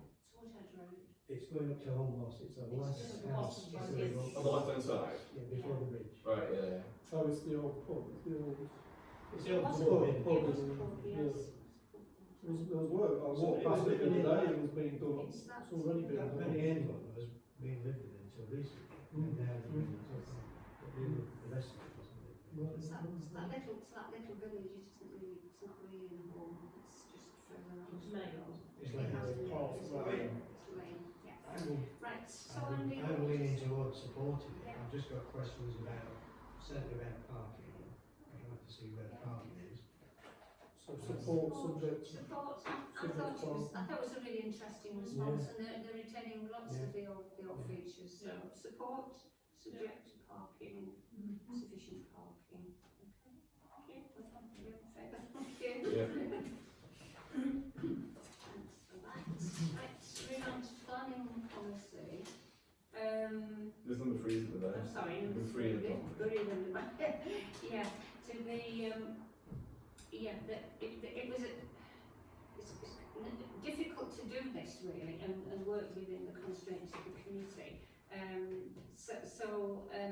Three of us met, so that was Andy, Councillor Trevor Bellamy and I met to work through the questions, and then I made a few notes, and then I submitted that because I submitted our responses, and then you get a printout. That's the point at which you get. That's the point at which you get which one you get a printout. So. Can I just comment one thing? I was absolutely fine with posting it, obviously it's gone in anyway. The thing that just jumped out at me was where we said about concern about holiday and second homes. Yeah. I was surprised, if I'm honest, that we were right up at 10 of saying it's completely negative. Yeah. Given that Home Village and Peak District, I mean, Home Village is a bit of a tourist hotspot, and it's very beautiful, very lovely, and there are obviously some holiday lets there already, but I feel that's not. I mean, I don't know the ownership of all the different properties and homes, so I can't say if there's too many or not enough. But my sense is there will always be a demand for some holiday let provision in such a useful spot, and provided it's not overwhelming, that's fine. But I've never got the impression it's become overwhelming, because there seems to be a thriving, pub. There's a local community, it's still got a school. It's not. I don't feel like it's actually a threat of that becoming, of just becoming a I forgot what you call it. There's places in beauty spots where they're just second homes. Like Whitby, where they've just decided they want to, is it tax more on places like that? I think Councillor Bellamy was Councillor Bellamy was thinking, Well, we might not be at that point yet, but we might be close to the line where once you do go over it, and then you're down the other side of the hill, aren't we? So I think we might be getting towards that point, but at the moment we might not be. So it's kind of. I was surprised we were at 10. I agree that because the people who do come to these places and tourists, they do bring a lot of positives in as well. They come and spend a lot of money. Tourism is very important to the area, and we need we can't be overwhelmed. But it is getting the fine line where you want to have houses for local people as well at the same time. And given that you can't really build anything new in home, if every opportunity comes for a home, it goes to a holiday like that. Yes, so that one's a holiday let one, just think.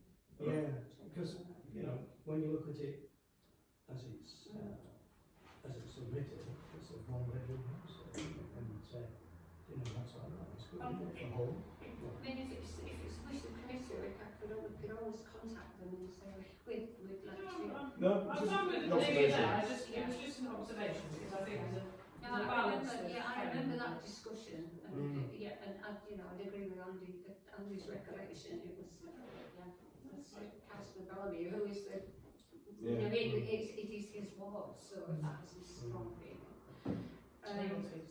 Yes. That's all I say.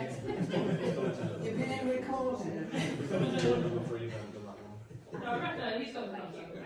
Yes, my vice chair has just reminded me, we haven't formally, Do we need to approve that? number three, that response, which is to note the list of decision notices issued by the. Yeah, Can we no, note so- it? Note it. Thank Do we you. need to approve that then, that the response or the response already gone out?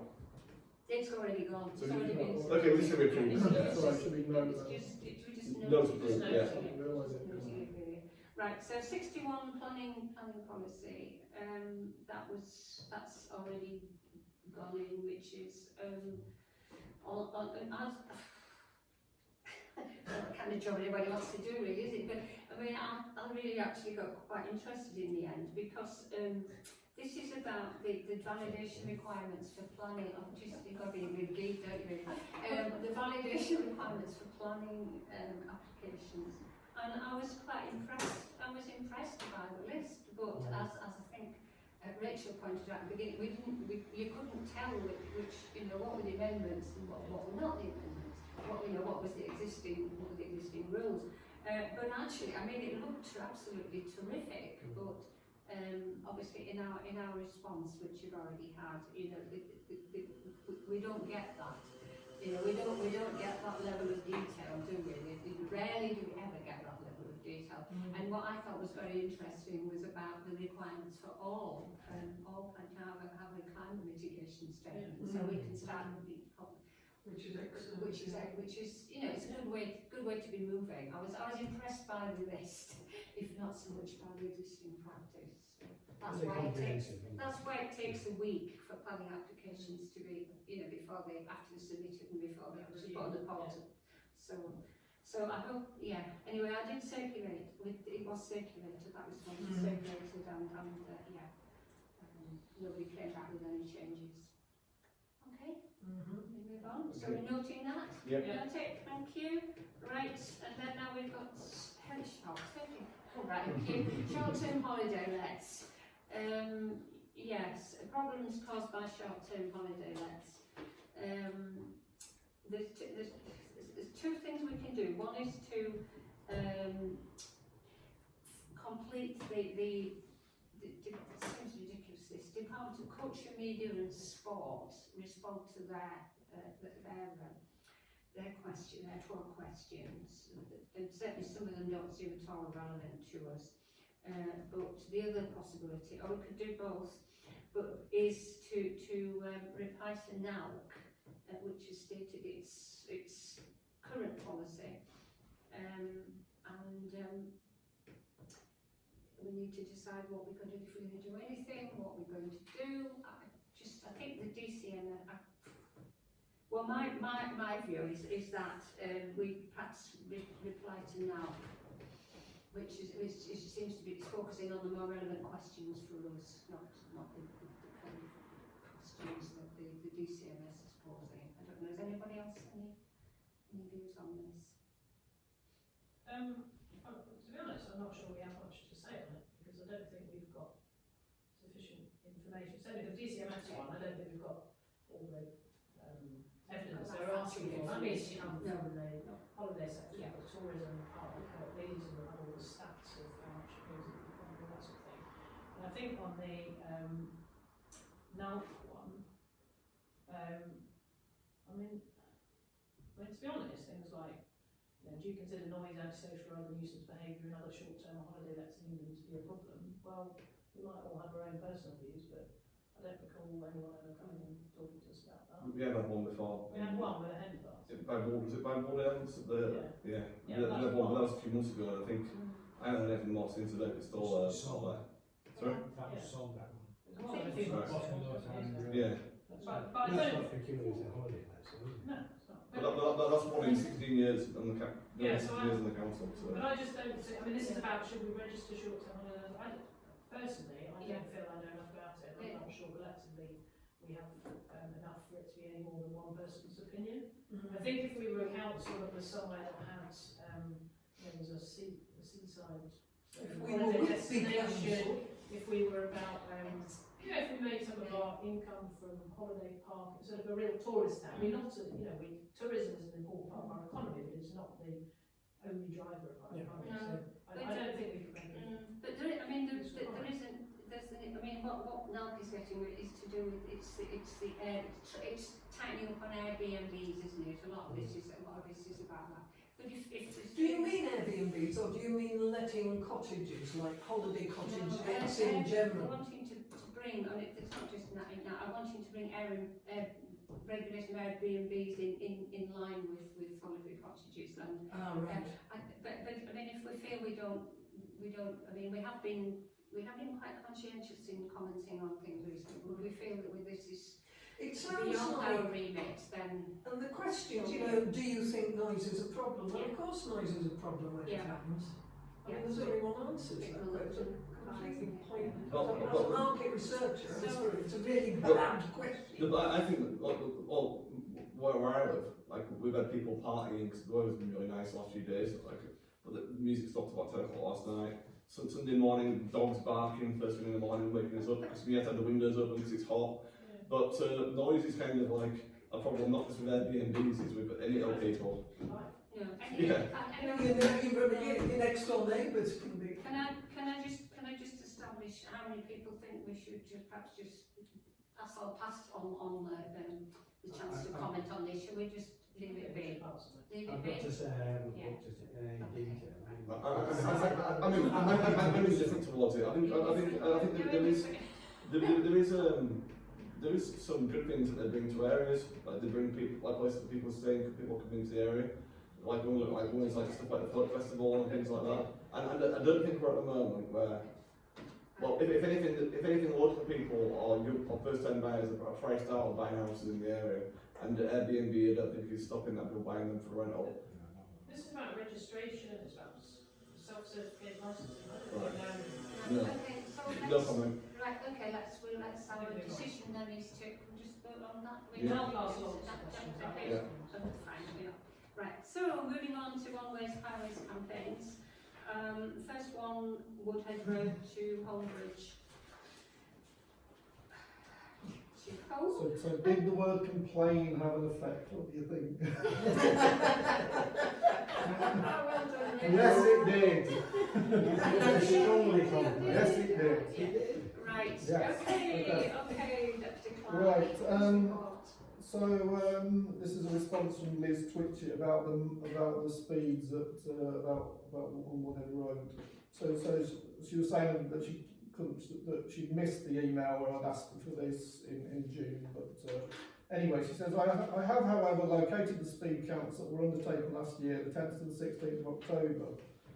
Just west of Carp Lane. Having had an opportunity to look at what the data has told us, I can report that the average daily speed 85th centile speed, so that is the speed at which 85% of the traffic is travelling at or below. Okay. Is 29.5 miles per hour westbound away from home Firth and 30.4 miles per hour eastbound. There are a small number of instances recorded of speeds higher than the posted 30 miles an hour, the worst of which was 53 miles an hour, but on the whole traffic is travelling within the 30 mile an hour limit. Having also checked the data we hold on personal injury collisions that have been reported to the police between its junction with Fairfield Road and St David's Church, I'm happy to report that whilst there may be local concerns for safety, there have not been any injury collisions recorded in the last 5 years. Given the above information, it is unlikely that in the current climate, with our current levels of resource and funding, we will be in a position to undertake anything further here.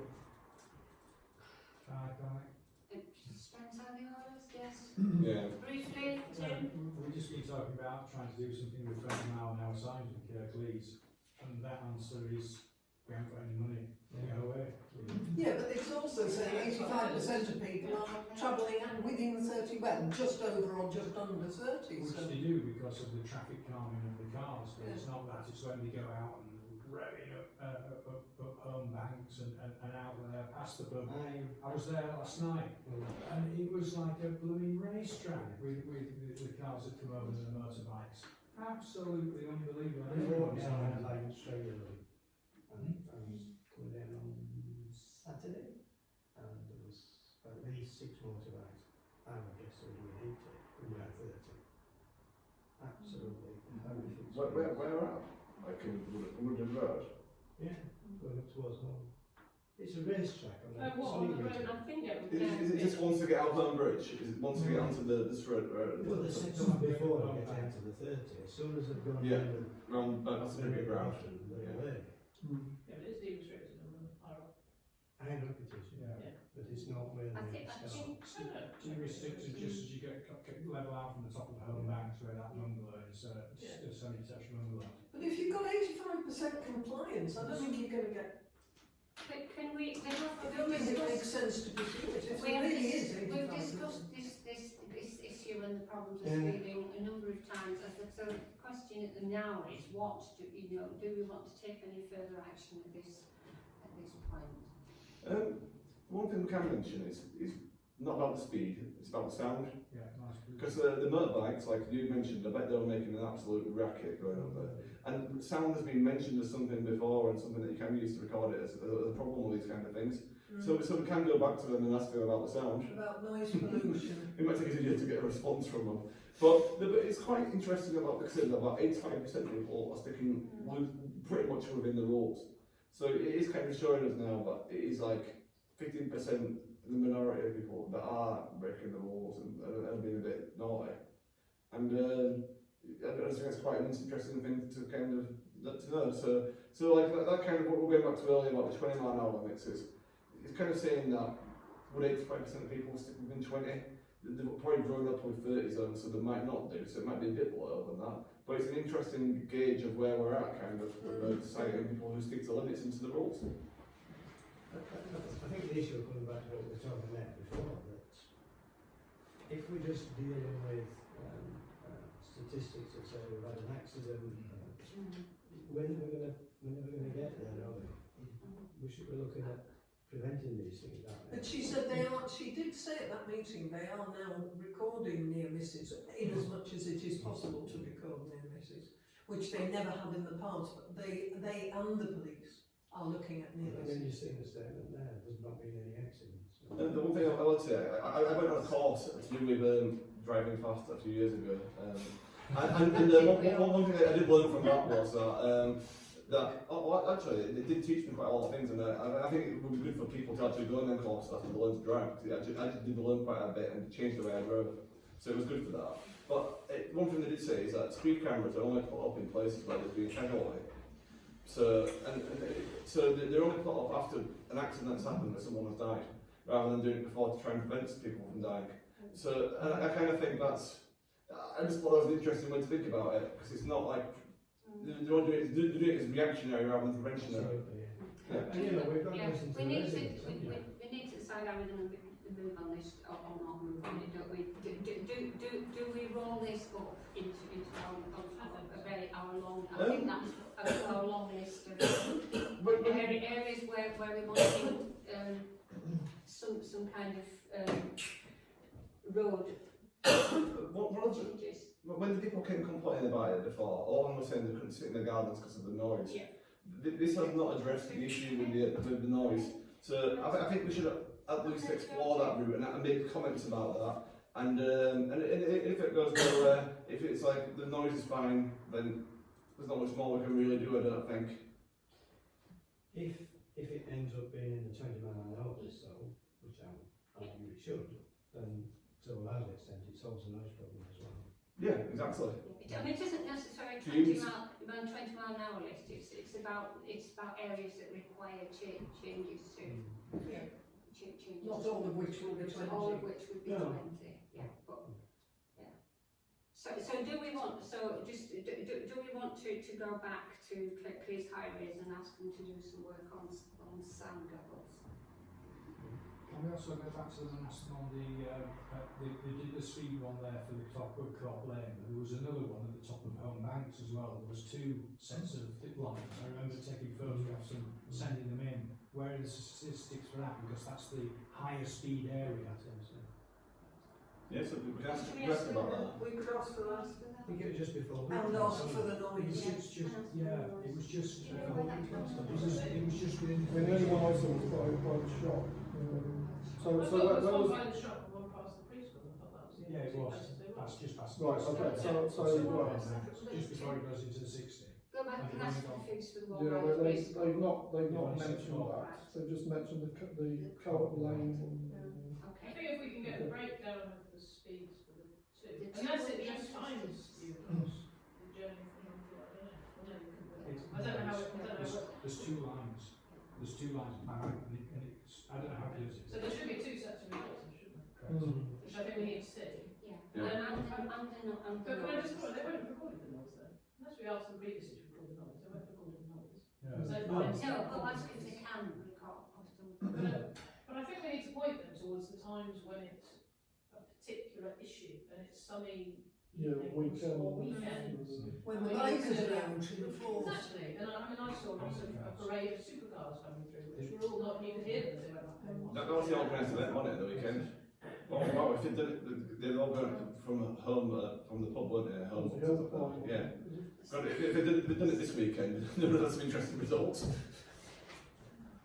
There's a Yeah, house. but they weren't speeding, they were just driving through Hinchcliffe Mill, but you could tell when I was then, you know, you could then hear them because of the noise that they make, because that's the thrill of having a fancy car like that.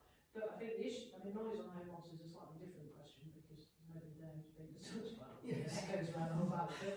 But it's the same on, you know, Greenfield Road, there's places where people live and they're talking about. I think, you know, the noise thing, we would have to ask them specifically to, can you go and record noise on, Bank holidays. yeah, bank holidays or weekends? Because if they record the noise on a wet Tuesday afternoon, that we'll get a, you know, it won't tell us anything. Because if residents and people who live nearby know that there's specific times when it's a real issue, then A, they can record the information, but B, they can advise how to deal with that because it's a specific time that it happens. Got a bank holiday coming up. Do we know when they recorded the speeds? Is that over a 24-hour period? Well, they've said between the 10th and 16th of October. Oh, so the entire, yeah. And it was all at the same time that we went to, because we went and checked, and I took the photographs, proved it, and then sent them in. It's taken them that long to come back to us about it. Yeah. That's like 10 months. Yeah. Oh, You wouldn't, dear. you wouldn't choose October either. to do Okay, it. well, I think we've found. I think If we've that's found October, people. what's it going to be like now? Like exactly. Oh man. I went for a walk with Andy, the last house going out of Lane Village, remember? And they've just bought it, and she says, oh, it's noisy. And you turned to me, and what did you say? Wait till summer comes. Oh dear. Well, let's move on to campaign for safer Markdale. I need it. I have had a response to that as well. No, complaints. Obviously, works. Can we should we leave it 3 months and find a stronger word? Step it up from complaint. So she says, on the Magdale issue, we are still in discussion with local councillors about what, if anything, can realistically be achieved by intervention from the council. We have ordered some traffic counts for after the schools return in September to assess the scale of the issue, the traffic volumes and makeup as well as speeds, which when completed, date yet to be confirmed, should then be able to draw to a conclusion those discussions. However, whatever solutions there may or may not be will all be subject to funding options and priorities as always. I will ensure that the local ward councillors are aware of your interest and provide further updates when possible. The one person who will know more about this than almost anybody else is Charles Greaves. Maybe we could invite him to come and talk to us one.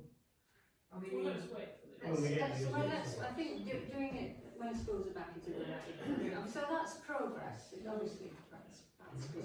Thank you. Ooh, move on. Herd Road intersection, got a bit of progress here as well. The long delayed meeting between Liz Twitchett and the 3 Kirklees councillors took place. Has finally took place. and I think there's quite a few like minor changes are in the offing. So obviously work on the speed limits, work on the intelligent signs telling people on the main road that somebody's waiting to turn on. And interestingly, and this was a new thing, is a roundabout at the Scolesmoor Greaves Road junction. Yeah, so that's that's something Is that new. Is that the one near the band room? No, before. Depends what you. If you go to Sandroom, you go straight over, and then there's where the big main road is, there, and cross over and go down to The Scholes. one where she said that there have been accidents. There have been accidents. That would really slow people down coming into the So village. where the because- offshore trout is? Further No. on. Further down the road. Further towards Pensy. By past Flowery Fields, you know. And I've never Brimley been, Ladders. I don't think I've ever been on that road. But do you know what it's called? Do you know what it's called Hades for? Because it's the edge of Hades, the edge of hell. You don't know anything about that. That's actually true. Hades, it's a place called Hades up there. It's all abandoned. Always the M1. There's police that recently prosecuted for somebody going over 80 miles an hour. Right, councillors, I'm conscious that it's after 9 o'clock now. We need to get a shift on. Anyway, so they are just ironing out the last few snags, and then these should be implemented. So that's progress too. Burnley Road closure. Right. Oh dear, it's. That'll be in September. It's quite positive, isn't it? Yeah. The only thing I would say is the same fellow, Ben Wright, told me this. Yeah, no, I know, almost word for word. Yeah. But maybe he's right. So he's still got some. So in terms. Well, the insurers seem to be saying that it's now their responsibility. Oh, they've accepted. They've accepted it's their responsibility. That's a very big step. I'd be interested to get their version on it, but anyway. All I'm interested in is get it done and get it done. And when it said September last year, it didn't specify which year. So we think action is in the offing. So Touch wood, fingers crossed. are we just no further action at this point? Is that no? Okay. Should be happening then. Excellent. Ramsden. About Kirkbridge Lane, was there anything about Kirkbridge Lane mentioned on there? 'Cause it says Yeah, there was, Okay. I haven't seen that, sorry. Well, they lumped a few together there. Didn't I attach it to the... South Lane and Kirkbridge Say Lane. any more? Yeah, Kirkbridge Lane, ground investigation works were completed by Leeds Geotech team on the 17th of June. Initial findings are unfavourable to reopening the road to vehicular traffic, pending the completion of the permanent remedial works. Ground investigation report with preferred option for repair is expected imminently. Okay, good. So they're doing something. That's We the never discussed that, so I can't remember. I don't I know. don't know. It just kind of appeared on the. I think some of these. It's a little road for us near Ireland. It's very extended for work. It's like a little bit of a wrap road. If you come in on the main road from Brockholes to New Mill, Yeah. you can turn down towards where the chip shop is, or you can go further on. You go further on. There's a little wrap road on the right hand side. You go down there and you go left, and it brings you out on the main road towards New Mill from the other side. Yeah. So it cuts out the whole junction. Like South Lane and Donald Firth was into that on the I think they've just looked them all together. I don't know where this. Yeah, I don't know where they came from. No, it's good to keep things updated with it anyway. Oh, yes, that's brilliant. Okay, Ramsden Road. Andy. Despair. You couldn't make it up. Right. Mildly disappointed with the response. I mean, it's progress of the sort. They've identified some low-cost gates, but they're now reviewing the PSPO.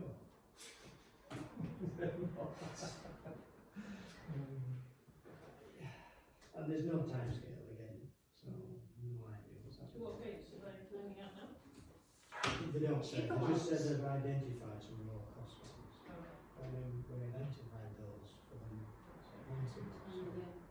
Well done you for getting them that far, because they started by saying gates are impossible because they cost £8 million each. They're just throwing the stone out. You're dripping away on the stone, you are. Yeah, I think Andy was saying about Andy Leader. Andy Leader's getting more and more irritated by the process, like you are. Yes. and he's threatening legal action. And I don't think he's trying to get them to repair the road. He's just trying to use leverage, isn't he, for them to just shut Do the something, thing, yes. I went shut with, it to traffic. Moses Crook as well, and we had a walk around, and actually he's in the same sort of thoughts, you know, that basically they need to get on and shut it. Mm-hmm. So hopefully he'll be able to apply that pressure somehow. Good. I mean, it's good that Andy Leader and company are on with it, because I think it'll be like, you know, hang on to it rat-like, and you can tell by the tone of the various emails that he is getting more and more. I think his take on it is, I can't make them build a PSPO on the gates, but I can make them repair it. And if they're daft enough not to close it, having repaired it, then we'll go on with that. So I think that's his take. Are we feel we just rest this one for the moment? Just Just keep I mean, I on will give this him a one. month or two and then say where I am with it. I think we ought to record thanks to Andy. Yeah, thank you. Tireless work and just keeping up the pressure all the time. Yeah, thank you. Item 63, footpaths and public rights of way.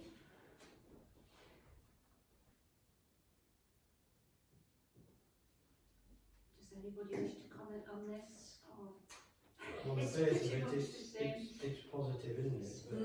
But there's nothing happening on the ground.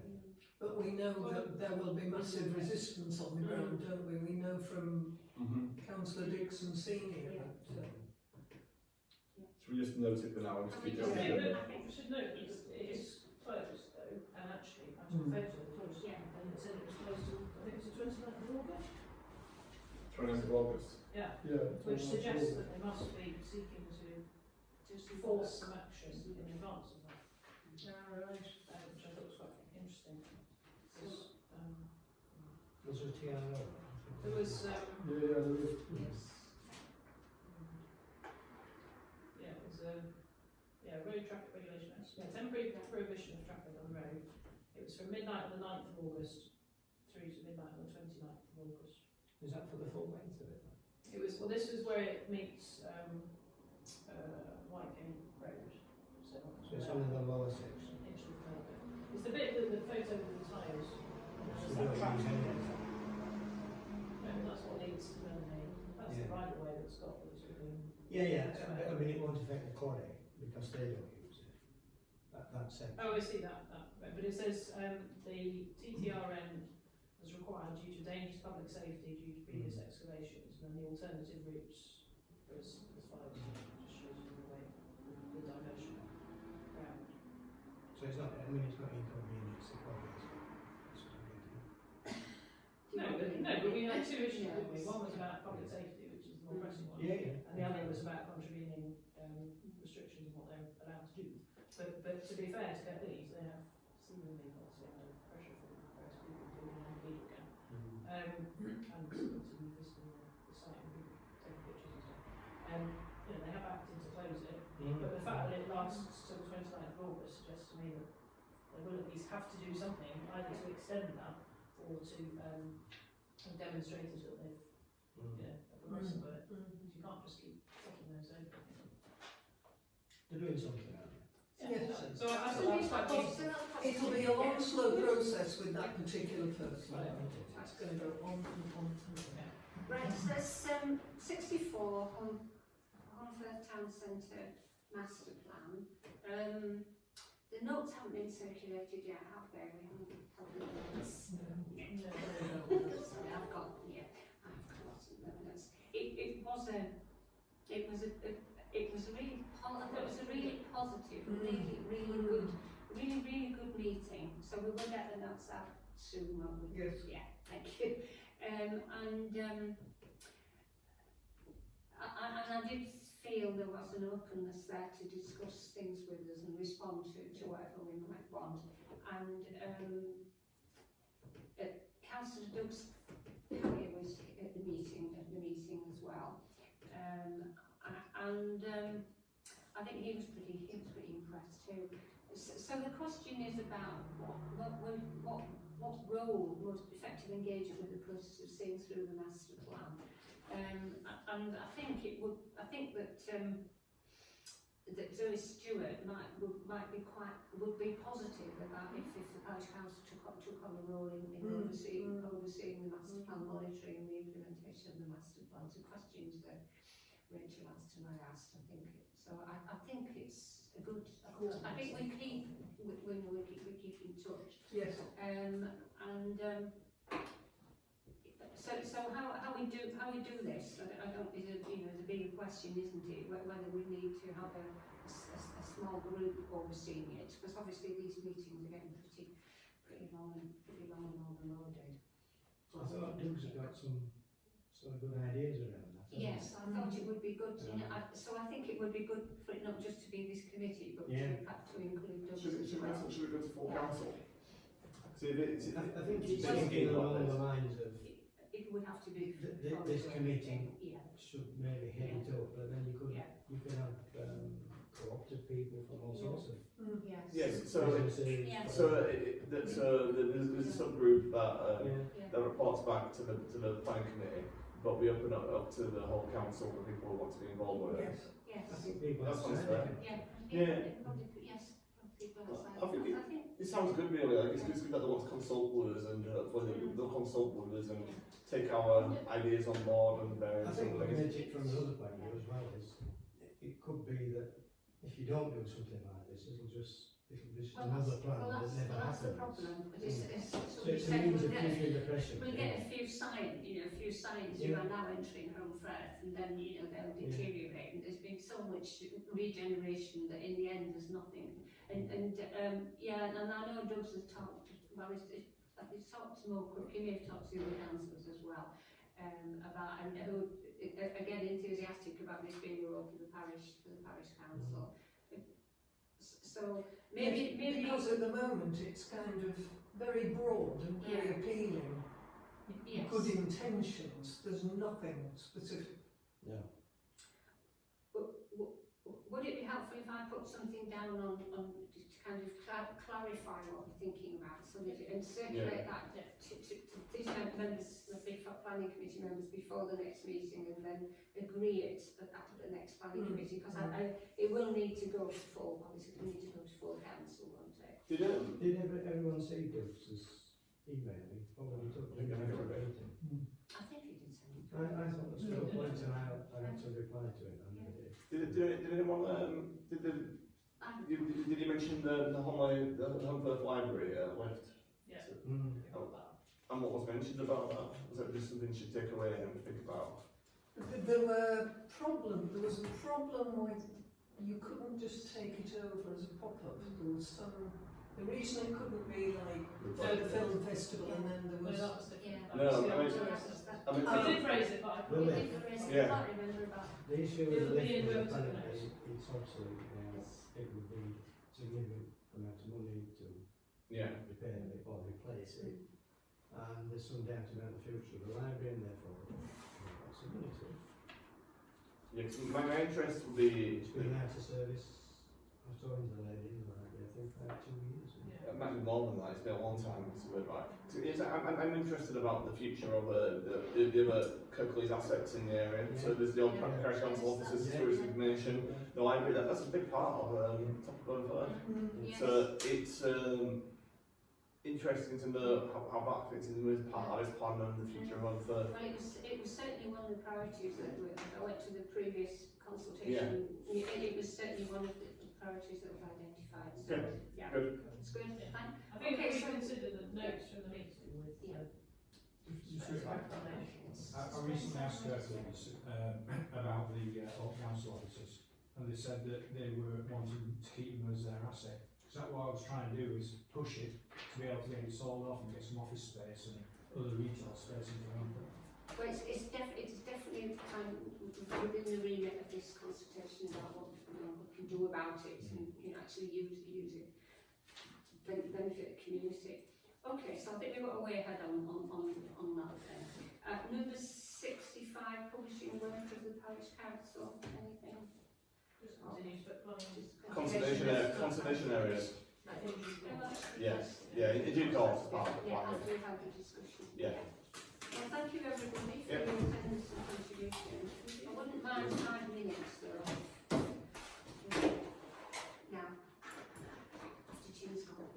Thank you. I wasn't meant to stop, I was and then I just offered a bit about. Thank you, thanks for This is planning, that's what it is. This is planning meetings, I've seen some of it before. Still go through them all. Yeah, I've never stopped. I know. I knew you'd be interested in it. See you later. Yeah, catch you later.